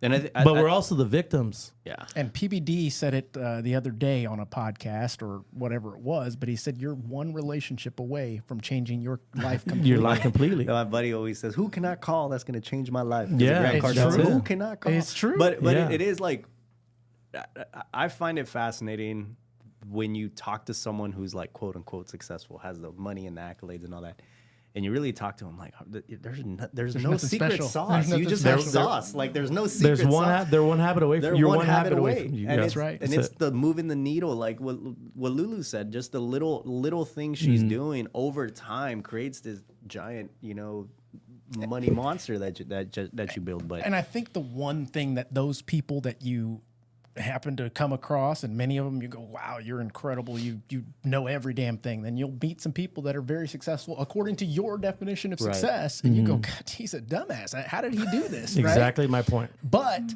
the thing that they both have in common, regardless, is consistency. Tenacity and consistency. That's Consistency right. is They've got a huge. passion, they've got a purpose, and they go at it every day, constantly, religiously, until they can measure their results to change whatever it is that they're doing to continue that needle moving forward. I always compare it to the gym. Okay. You will not see not see results instantly, but you have to keep going. I kind of do. It's my black jeans. I get in the gym. I'm like, Stupid. it's muscle memory, by the way. But question for you guys: how often are you tracking? Like for you, JJ, you're going on a 5-year plan. The idea of tracking something like that Every just day. seems super overwhelming. It's to me. every day, because if you go backwards, then you know what one habit is going to get you a little bit quicker. So that's 66 days. So I attempt to create so many new habits. I even know the habits of me creating habits. Let me tell you how it goes. I go like 20 to 22 days, and I'm like I'm flossing right every day, and I'm like. I get cocky. I go, bro, I'm a flosser now. I don't know about you all, but I'm fucking flossing. And then I belushi it, right? Usually it blows up around then, and I need encouragement. I need people that are around me to be like, yo, you always do this. You always get too cocky, fool. And then I usually implode there. If I can get past there, then around 35, I get another like big speed bump, and then I get another one right at the end when it's like, dude, I'm at like 59 days, dude. Like one more week, it's really tough for whatever reason. So I create so many habits that I know my habits of creating habits. So number one, I look at it every single day because I'm creating a habit usually no matter what, except for Beginning of the day, end of day. what depending on the habit is. Like, Okay. if the habit is waking up, 15 minutes earlier, then that's what I'm tracking. The second thing that I do is a lot like Lulu is I play with my mind and I make it a game where, I have like a little bit of caffeine. I can't have more caffeine until I talk to 20 people in my database. Actually 15, and then I can have another one. So it's like, You have to have a carrot. yeah, that carrot is like, so I'm like hourly carrots. And then, I can't do anything. Do not pass go. Do not collect $200 until I do this. So I'm contemplating like mind games with myself. The difference between maybe what I do and other people do is because I'm looking so far in the future that I also know that what is that person, what does that JJ of 2030 or 2035, what does that JJ have to know in order to become that JJ? So I'm also looking, if in the afternoon, if I'm not earning, meaning showing properties or whatever, then I'm learning. So I'm either earning or learning in the afternoons because I know that JJ that's going to be that JJ in 2030 or 2035, he's going to have all this another, abundant knowledge that has to come. And so I have to fill in those gaps because, again, that's the movie that I've already written and I'm now directing. I like that. Now, is it because the idea of tracking these little movements, because if you take that bird's eye view, you go, God damn, that's a lot of tracking. But at the same time, zooming back in, you go, this is nothing compared to the larger picture that I'm trying to get to. So this is a simple task that I'm doing. But the be do have of it is the most important. So if I'm going to be that person, then I know that this is already happening. I don't know if that makes sense. It does, yeah. But also, I give myself 3 wins a day. Okay. And Did you get that from Win by Noon concept? Or it's just coaching, dude. When you get down on yourself, because we are going to all we're gonna either win or we're gonna learn, right? So when we don't accomplish something, you have to look at your day and say, like, there's 3 wins, you know, and they're as simple as, you know, getting to the gym or waking up on time or whatever. So I make sure I recognize that, and I also have a text group of a lot of people from all over the U.S. that we do the 5 things that we're grateful for today, and looking at that gratitude in different areas. Like I remember this one guy, his wife was sick, and he was like, "Well, Jenny was hungry today," and I was like, "Oh my God, dude!" Like thinking about our perspective. Absolutely. I was like, nothing is wrong with my life right now. That's right. Yeah. And that, it took me to visit South Africa for it to hit me hard. I bet. It was like, I've got nothing to complain about ever. Helping kids rebuild a school. Yeah. And I'm looking at the dude next to me, and I'm decked out in all this fancy workout stuff. Yeah. And the kid's wearing his church shoes. Yep. And I'm like, hey, why are you getting those dirty? He's like, these are the only shoes I have. Wow. It was just like, Mark, shut the fuck up Yeah, for about real. anything. Anything you have that's going ever on. you thought was That's wrong. right. But I think you need that though. Like sometimes you need that. Yeah. Yeah. Every day I need that. I need gratitude every day. Well, my reminder right here. I mean, Yeah. it's just that thing of however bad you feel like you have it. You can write it down. You don't have to write it down on your body, by the way. I mean, I'm one of those. Matter of fact, I got your name on my ass. But I get you. That reminds I someone might else. need to cut that out. That reminds someone else. I have the date my grandma passed on my back. Do you? Yeah. Yeah, because I look at it every day. I'm like, that's why I started. That's right. That's why I started. So That's impressive, by the way. Really? Oh, well, the little wins I have is like, I know, right? You just got it. I know, I just got it. So I put it. The goal was I put it right behind my heart. Yeah. Right. So I always say like, "Grandma's got my back" type thing. Oh, wow. But Yeah. but going back to the little wins, like it's a simple. I have a little win of I got to read 15 pages a day. Okay. It's that little. It takes me maybe 15 minutes, 30 minutes. But like if you go to my office, and that's why I keep looking at your books because Oh, I've got a slew of them. I'm the exact same way in my office. I've read every single one. And there. I will tell you, I suck at reading. I suck at listening to books. I have to reread them. I am driving people audiobook and I'm 5 minutes in and squirrel and done. That's right. I've completely forgot what that chapter was about. But so little things like that, people go into my office and be like, "Hey, you actually read this?" I was like, "Yes." But you don't think about it till you look back. That's I'm right. Like, yeah, I did. I read. Or until you're actually implementing it in your Correct. life and somebody says, hey, how did you get to doing that? Well, I started adopting it from what I read, picked up along the During way. COVID, actually, it was like little things like that. Like even during COVID, I'm like, man, there's nothing really to do. Well, let me get that book. I'll finish those 400 pages eventually. Right, so- Instead, I decided to start a podcast. Now, for you guys, one more question, and then I want to ask something that I think we're going to get different answers on. This leading before the final systems. Me being ADD, ADHD, I've got to have systems in place. And I will tell you, 2024 was a shit show for me. I had Review My Mortgage, Loan Bot, I Think Mortgage, the podcast. It was just like creating so many things that it was, okay, now we're here. Now put your plan in place for all these things that you created. Make sure to automate them. Make sure to delegate the things that need to be delegated, et cetera, et cetera. What is you all's process on systems? I can imagine that you have systems in place for this. If not, you're Rainmaker. But what Lulu, what are your systems that you utilize other than your calendar, of course? Yeah, no, I try to automate it, everything that I possibly can. Even tracking the numbers, I track them. You had mentioned earlier, I track them daily. Okay. I'm constantly revisiting them. And what can I tweak? I actually, for whatever reason, I thrive off of problems because it captures my ADD brain. Intriguing, yes. And it also allows me to be the hero and solve the problem. So if anytime anyone comes to me with a problem, I immediately, whether it's in real life, which is actually, that bites me. But because I'm always, no one can tell me something without me trying to solve it. Like Same. I'm It's a not gift an and a active curse. It really is. It's a curse because sometimes they just want to vent and you're trying to solve them. Wow. Yeah. And I think Nicole that's Kelly, shout out. Sometimes you just want to vent. Sometimes you just want to vent. But the idea is, let us know that you just want to vent first. You have to make that distinction. Yeah, it's like, I just want you to hear me.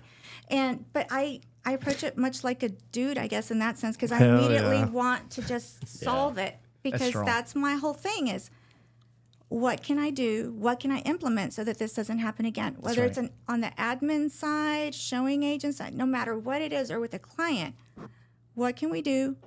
This is where we're at.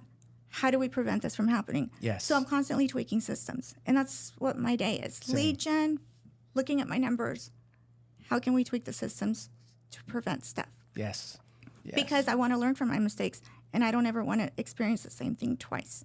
Well, the idea is that number one, that is the overall goal of anyone trying to do business is, I think you'll do all right if you're trying new things, being consistent, but also not making the same mistakes over and over. I mean, you're because then it's not a mistake, it's a choice. That's right. I have to agree with that. You chose to do that again, even though you knew that it was going to cut your hand off. The higher achievers are like that I've coached or mentored are like Lulu.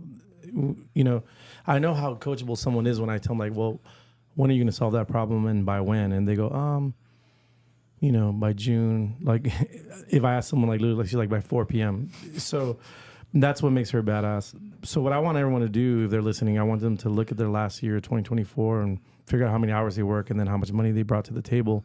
That's your bandwidth, right? Yes, sir. And then I want them to, so like we did this and, you know, it was like we bring in like $500 an hour, let's say, right? And then I want you to divide it twice, divide it by 250, and then divide it again till it goes down to 125. And then ask yourself a question, would you pay someone $125 to do that? And most of the time they're like, hell no. I was like, then why are you doing it? Mm-hmm. And so that's where processes for me start is I divide twice by the money that I bring in, that I'm able to bring in, by the way, into a company. And so I divide twice, sometimes 3 times. Because even then, like 60 50, like I wouldn't pay anyone that much, right? So then why am I doing it, right? So first of all, systems should be asked, why am I doing this? And then it's I do it, we do it, you do it. Actually, so now let me clarify. Is that the delegation piece of what you're doing and planning? No process can be created. No one has they don't have, because creating processes are tough. Absolutely. You know, because now you have to go into like, you know, technology and you have to create, you know, checklists and systems that can be, you know, that you can inspect what you expect. And, you know, then you have to hire someone and train them to do it. And the idea behind that for us top producers is put the system in place and then figure out how to break it so that we can fix it faster than what it takes to create it. They tend to get broken regardless. Yeah. And then it's throwing crap against the wall and then continuing. And where there's money to be made is where problems are being solved, right? That's right. So then you do the bandwidth thing and say like, well, and by the way, you'll always stay at that bandwidth if you keep on doing, you'll never bring more than $500 an hour if you keep on doing $125 crap. So, or 62 or 20 or $25 crap. So the urge that people should have, because I don't think a lot of people have urge to change what is consistently like stopping them. Just write down what you're doing, especially if it's frustrating. You're like, why am I working on this amendment right now where I should, and I haven't lead generated yet or whatever.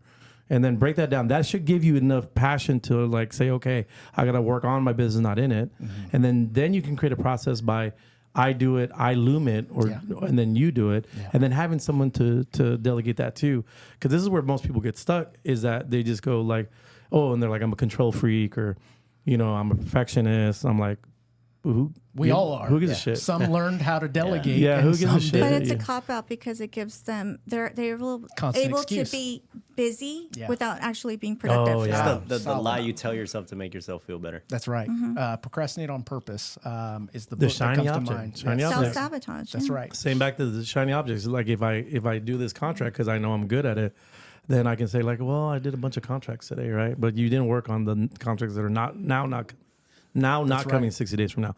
So I think that people have to have that passion that ignites in them. And then it's so fulfilling too, dude, when I know like, once I teach this person to do it again and I can trust them and I give the autonomy to do it, they can do it. I never have to do it again. I never do it again. And that really drives me. So what do you tell those? And I've gotten this many times in the coaching meetings that I have with loan officers, realtors, that say, but I can't trust that person. I can't trust you know, someone to do then, that. Then it goes back to the be do have. Like if I want to be like Lulu Bishop, does she have someone that does it for her?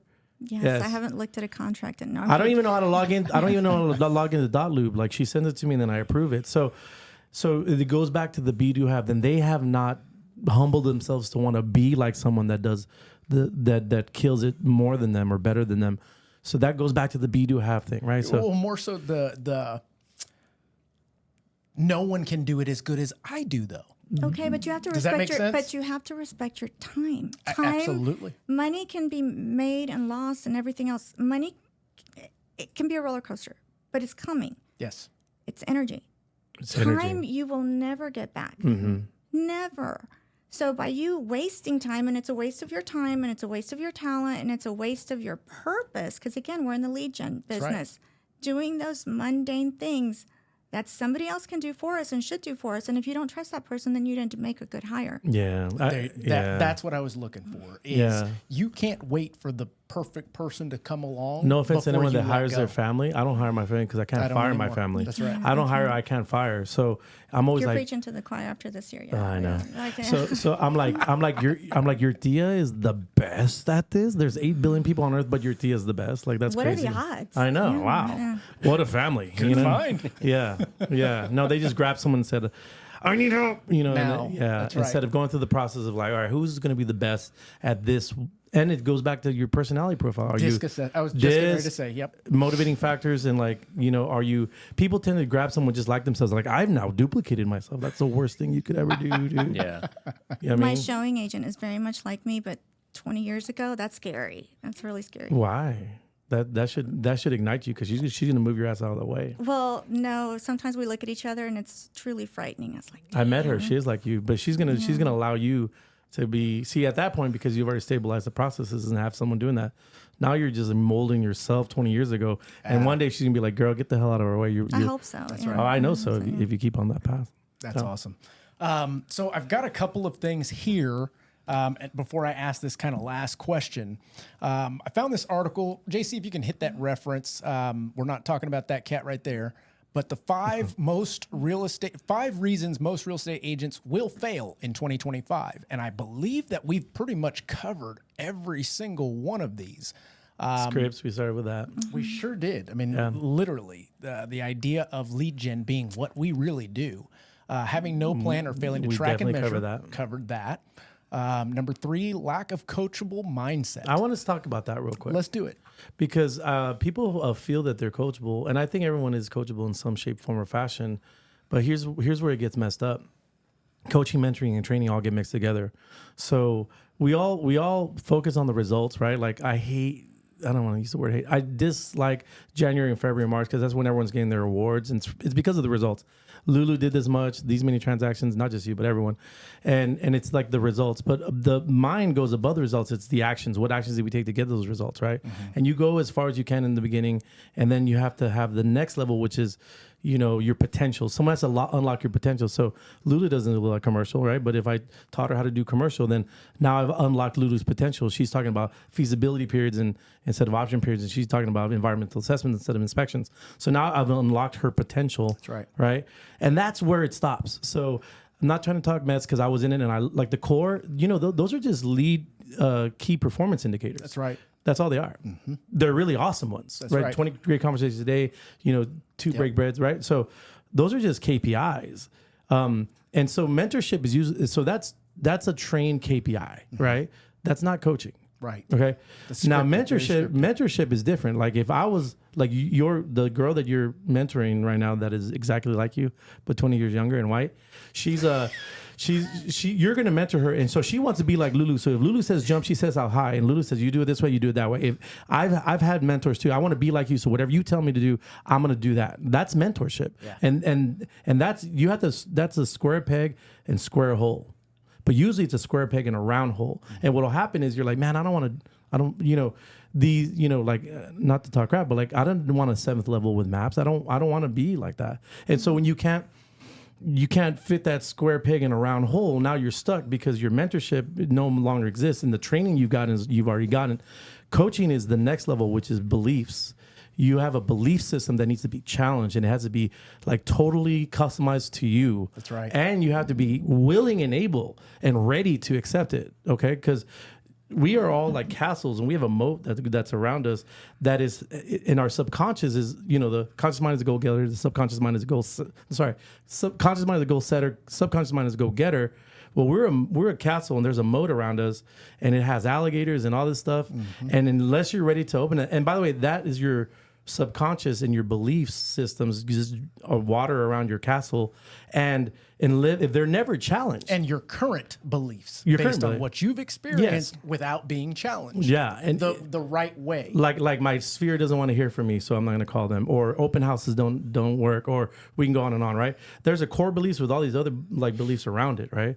Like when we were going down the chute, like on the Guadalupe, and there's that chute where your kid's drowning over here, your keys are that way, your cell phone's that way, but we're all making sure that one with the beer is upright, right? That's right. Because if that one goes upside down, we're done. That's right. That is your main belief system, and then after we get past the chute, we all start to like.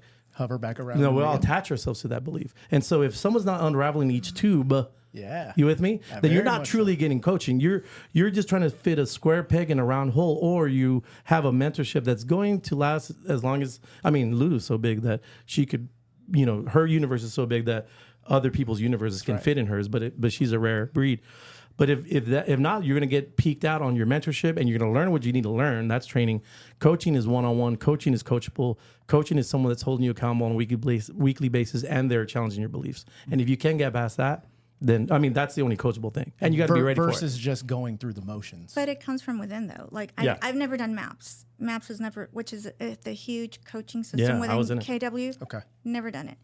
I also see, without this isn't meant to be shady, but I've seen agents that don't produce to my level that are now MAPS coaches, which I'm thinking, Yeah. why would I sign up for that? And, okay, what are your thoughts on this? Those who can't teach, I call bullshit. I call bullshit don't too. like You it. know what I liked about the core? You had to be top 10% of the core in That's order right. to coach. You have to, in order to be a great coach, you have to have done. Now, unless You you're have to talking be about in the basketball. game. I want to say no. I think it's in the game because, just like what Lulu says, Hey, in Pop the game, used to be a great coach. he's still in the game though. You know what I mean? Like you, because like she said in the beginning of this whole podcast, it's so volatile and real estate changes so quickly that if you were a baller in 2012, like the game's new, son. That's doesn't right. mean It's not the same anything. game. The game's That's right. new. But So here's the you- thing, though. I've had coaches. I don't have a coach right now, but I create my own coaching moments. Because it's the mentality. Yes, it has to do with the individual. How open are you to that? How much are you willing to challenge your beliefs? And I believe that I can learn something from anybody in any industry.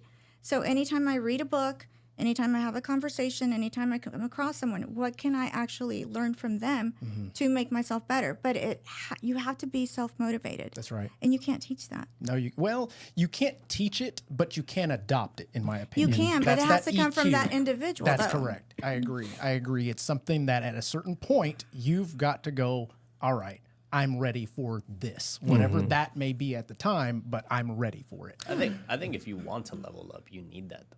Yeah. I don't disagree with that. Yeah, like Well, and the ones that At do level least- up have that. yeah, That's the ones that correct. do level, like I think I feel more.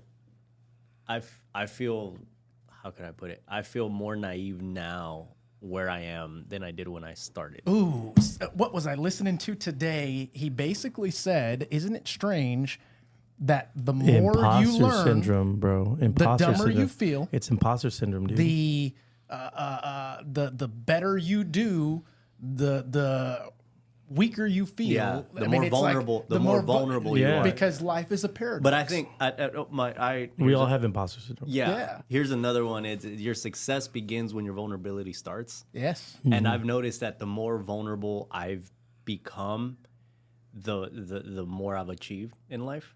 But I know that same friend I was talking about, David Nader. We saw this video from one of his old mentors, and it's you have to get in trouble.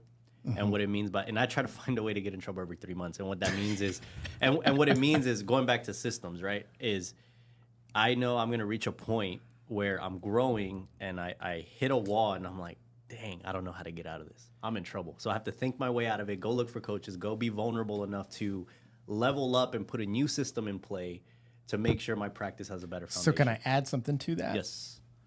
Whatever it was that happened, had you not lost any money, would you have still learned?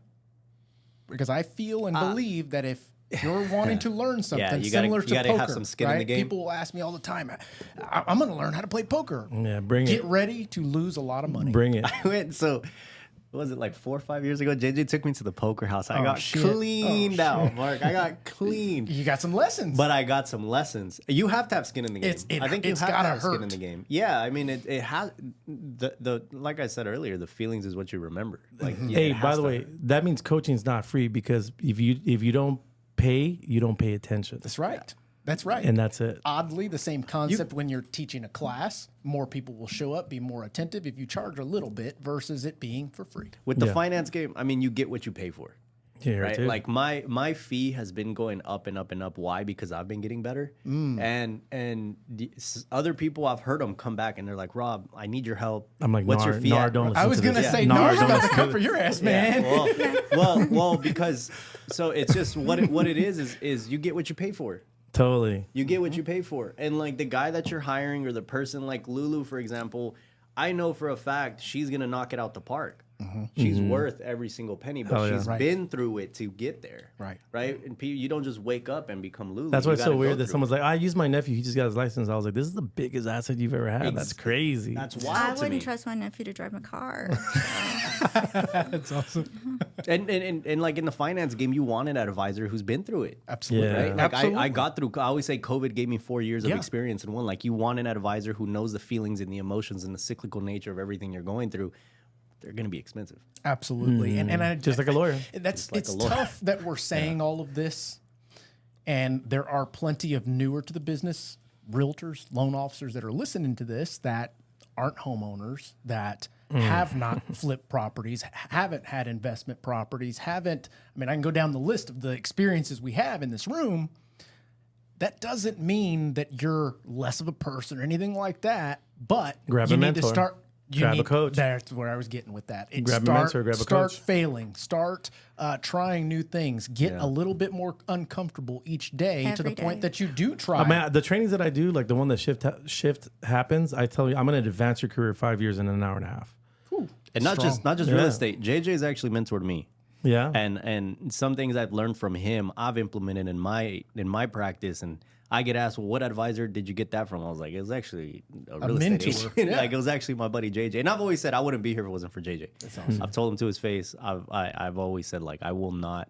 That 23-year-old kid that he believed in, I don't know why he believed in him, and I'm so thankful that he did. West Texas. But it's probably a West Texas thing. But How old are you? You young cat, huh? I'm 30. I'm turning Okay, 31 I love in it. January. Yeah, I started at 22. Don't ask us,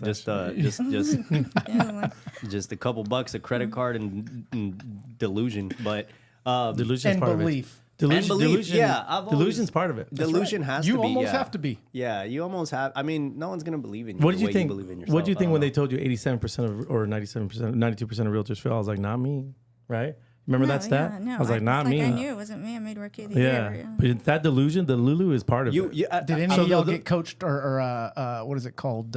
Have Ernie Guerrero as your teacher back in the day? No, but I've had a coach all but 7 months of my career, and those 7 months, there was 3 at one point, and changing maps coaches, then 4 when I left KW. Dude, I almost quit those 7 months. I not quit. I would say stupid crap like I'm gonna be a loan officer. No offense, but like you know what I Yeah, I mean. get Like I was like, or I'm gonna go do this. I'm gonna go do that. Like I'm the weird person that like if I'm not held accountable every week, then you're gonna see me go off the rails. Yeah. So that actually leads to literally what I have right here. The question. So we'll just real quick. Number 3 being hit that reference real quick. Okay. We already went number 3. Number 4 being unprepared or lack of market knowledge. We talked Lulu, about you that. nailed that one. Number 5, poor communication. I think communication is a standard at a certain point in your career. I mean, that shouldn't even be on this list, but it is. So back to this, you can kill the reference. You mentioned something, and I had already written it down. Have any of you, and I'm going as far as to say that all of us, but have you been derailed at a point in time. I got a good story. Okay. Yeah, go ahead. So if you want to take it away, I want to know how bad, and I also want to know what was next. What point in my career? Beginning, mid, or now? Give me the juice, the cheese me, the. So every successful advisor I've talked to, like my mentors, they've had it. But to me, it was a slap in the face of understanding it was your fault for thinking the way you are.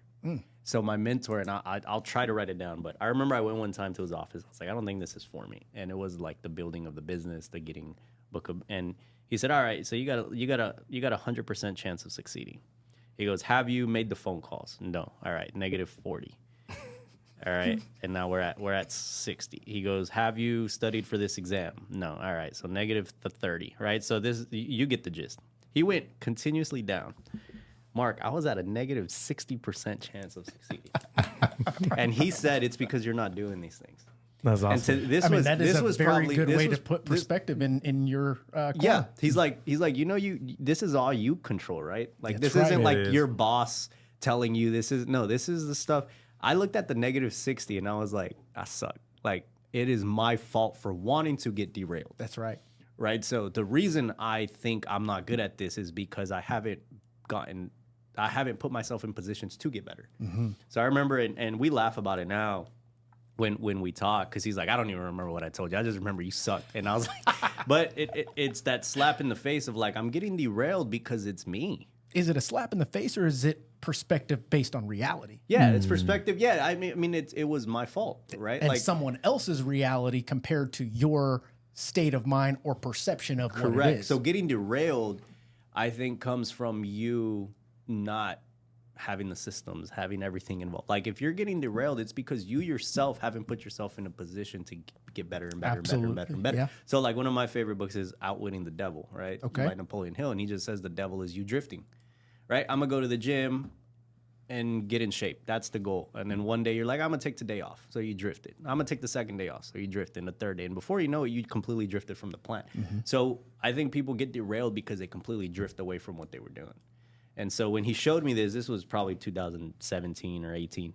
I always look at this. I'm like, if I'm not where I want to be, I mean, the percentages are just going lower and lower and lower because I'm not doing those things. That's right. So yeah, I've gotten derailed many times, and I've noticed when I get derailed, I always have to be like, why? And I'm like, damn, it's that man in the mirror. And looking back now, you realize that he was just putting the KPIs, the needle moving activities, the critical things. success factors, all of those things, whatever you want to call them. -60 more.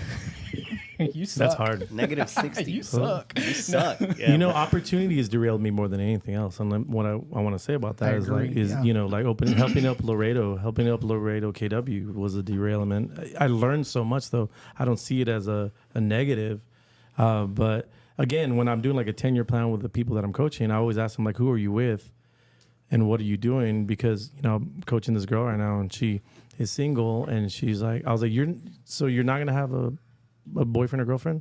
Because this is what happens. If we only do the 1-year plan, well, that significant other is not in the plan. Even more so, I'm talking with my girl here, losing that significant other is not in the plan too.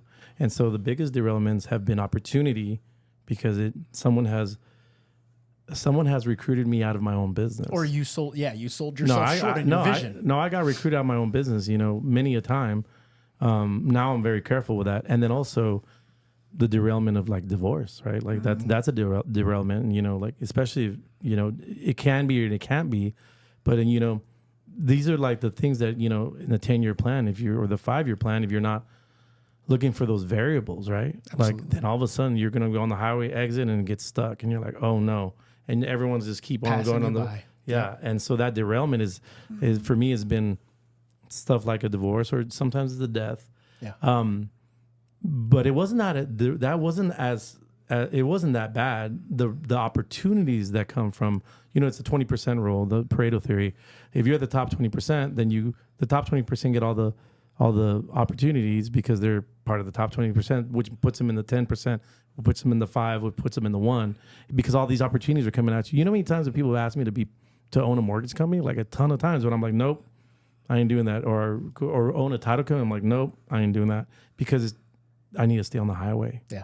I need to focus on myself. So opportunities has been the worst derailment for me. And to add to that, you turned the derailment into the opportunity, the learning situations, simply because of your mentality. Well, now I can attract agents, and I can, and not only that, recruiting is easy. Retention is hard. I can retain agents because of those experiences that I had. But for my real estate business, though, like my business partner will tell you, like we were on this trajectory, and then JJ left for 2 years. You see what I'm saying? Right. So, that was a key factor. And many people could get derailed and stay there Totally. because they didn't have the foundations. They didn't have the mindset. They Yeah. didn't see those things as opportunities. They saw them as distractions. And Right. it's like, wait a minute. Two people seeing the same thing. One sees it as opportunity, one as distraction. This person's going to get their shit back together and use that knowledge, education, experience, and see it as an opportunity, seizing it, running forward, incorporating it in their new business plan. The other person, they're onto something else now. Or you can be like Teflon Dawn over here, and she's like immune to anything. Like it's just like like it's water. It's just Tell me about like your water. It just derailment. fucking goes off of her Teflon. Yes, I have been derailed. Yes, it was this last year. It was actually a year ago this month. So fresh. Yes. Still hurts? No. Nothing, I'm just okay. Lulu, girl. I'm a dude deep down. Yeah, like I she can't totally I can't is. do it. I'm a dude. She's so, a dude. yeah. It knocked me back Those are for 90s about babies. a quarter, Yeah. Okay. the last quarter, which is tough, Christmas and everything else, but you have to get over it because I have payroll, I have people that depend on me, I have my children. Preach. I had a settlement I had to pay out. So there's all kinds of stuff. I had to get back to work.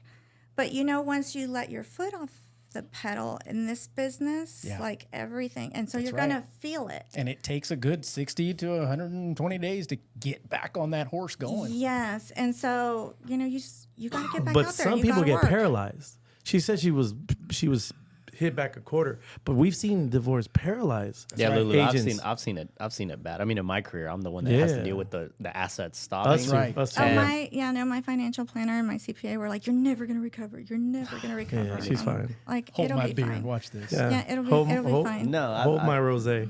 Yeah, I encourage the coming back because my dad did that. Yeah. My dad was one that was completely kicked down. You to the have to. ground So and came so back, then it again. You focus. I compartmentalize. I can't think about all that stuff. And life happens for you, not to you. So what can I learn? I learned I never want to get married again. Boom. I learned that I am responsible for myself, and I learned that I can make shit happen, and I have to make shit happen. You got to burn the boat. The best way to take the island is you got to burn the boat. Boom. And you're either growing or you're dying. So what did I learn from it? I got to suck it up and I got to move on because nobody's going to rescue me. And you just get back to work. I love this that. girl, dude. I Absolutely. love this girl. That's strong. Now, for someone listening that doesn't have the tenacity, the experience, Most of us are not like her, by the way. No, absolutely. The mouths to feed, the responsibilities that you carry, having had that happen. What advice would you give to someone that doesn't have those things and is currently derailed? Nut up. This motherfucker now. Mic drop. Yeah. Mic drop. There you go. I mean, you have to. That's right. Nobody's going to do it for you. Fucking love Lulu, I dude. can't tell you What the anything. fuck? If you're not willing to do it for yourself, nothing I tell you is going to make you No, do it's it funny, for and I know yourself. That's all wrong. of us, like as guys, we're thinking that. Yeah, The fact absolutely. that she said it. Absolutely. That's right. That's right. The idea of this whole new wave of I can do hard things Yeah. drives me insane. It's like life is hard. That is probably the best answer. The only other answer I would give is this: figure out who you are and what motivates you. I feel like That's the politically correct answer. no, That's I think the- it's a real one. I see people that That was cute, that- JJ. No, Real cute. no, really. Like if you like there's internal motivators. Like Bobby has my business partner has the love for the game. We'll have a day off and I'll have all these showings under my name. I'm like, bro, who the hell's showing this property in the Dominion? He's like, oh, I am. I just want to go check out these new places. I was like, dude, if it's my day off, I'm not using my super key. That's crazy. So Bobby has this internal motivator that he loves the game. Dude, I could do loans. I can do insurance. I don't have to do real estate. Like, you know what I mean? Like, I don't have the love for real estate like Bobby does. I wish I did. I do not. The second thing they have is like, that love for money, so that's super easy. If you're money motivated, then you're fine. Nut up. But then there's other ones like, is your love for opportunity? And then there's external motivators like, are you scared of losing your job or scared of being poor or whatever the hell it is? But figure out who you are, because you might grab the wrong coach, mentee, or trainer. And if you're not exactly like how they are, then again, square peg, round hole. And then you're going to be like, man, that just didn't work for me. But it's probably because you didn't know where you're at, who you truly are, like as a personality, and what motivates you. But once you figure those two out, then nut up. Well, and I guess the better answer than what I gave, honestly. That was a great answer. Don't let anybody take that away. It's the one that works for me. It's the best one. But the better answer would be find out your why. Yeah. Mine was feeding my children, keeping a roof over our head, recovering financially from the situation that I was in, and getting back to work. Find out your why and really focus on those things.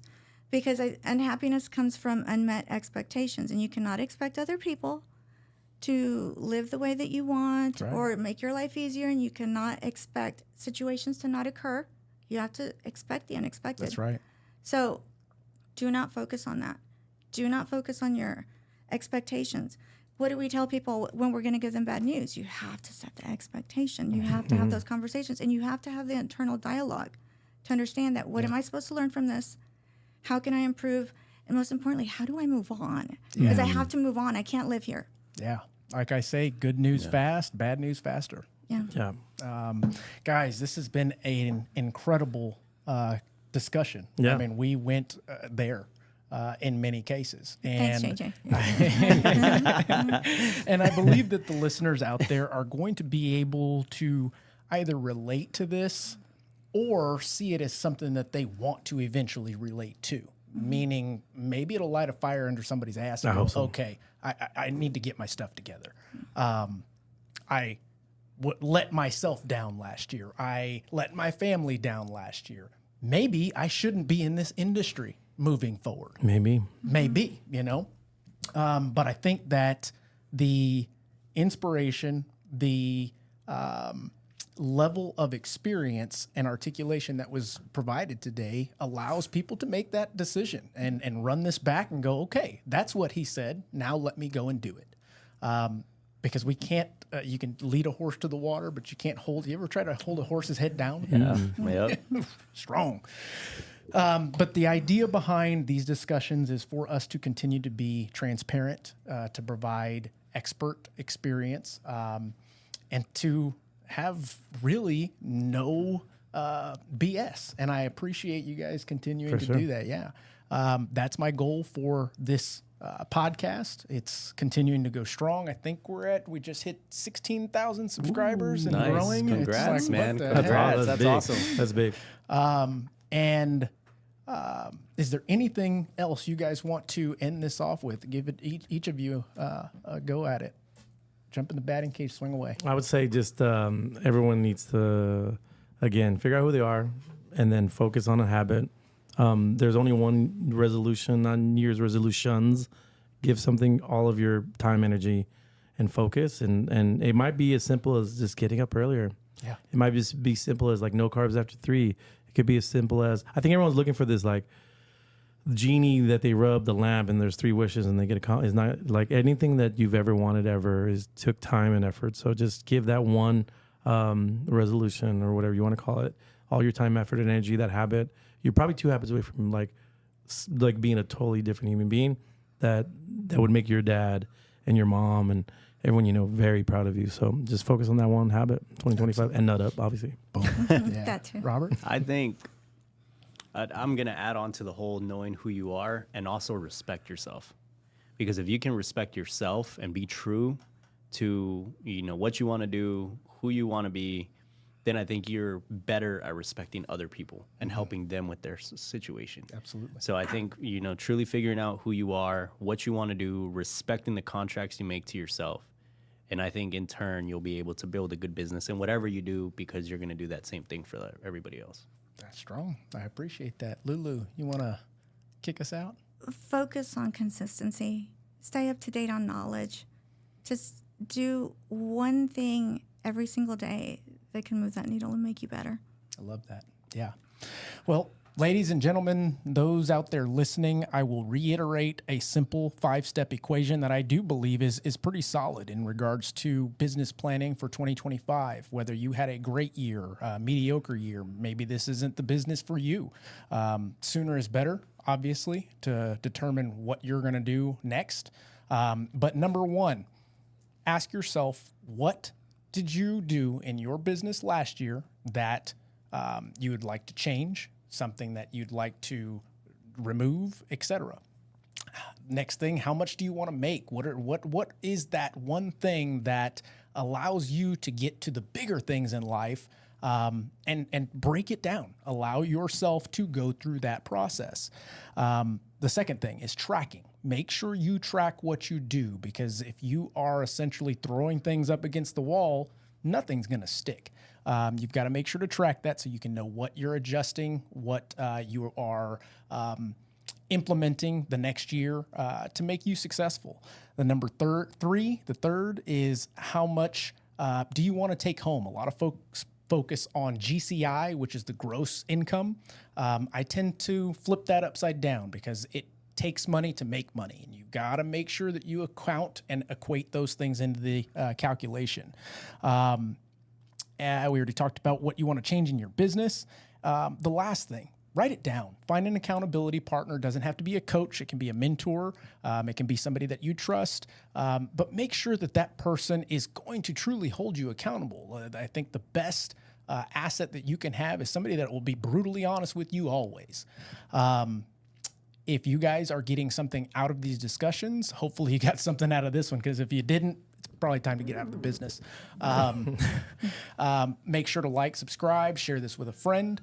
I want to thank my guests one last time. Guys, you guys are freaking awesome. Guys, I promise to continue to provide you with experts just like this, with our opinions, experiences, and knowledge. So hopefully you can continue to level up your business or level it out. Till then, we will catch you on the next one.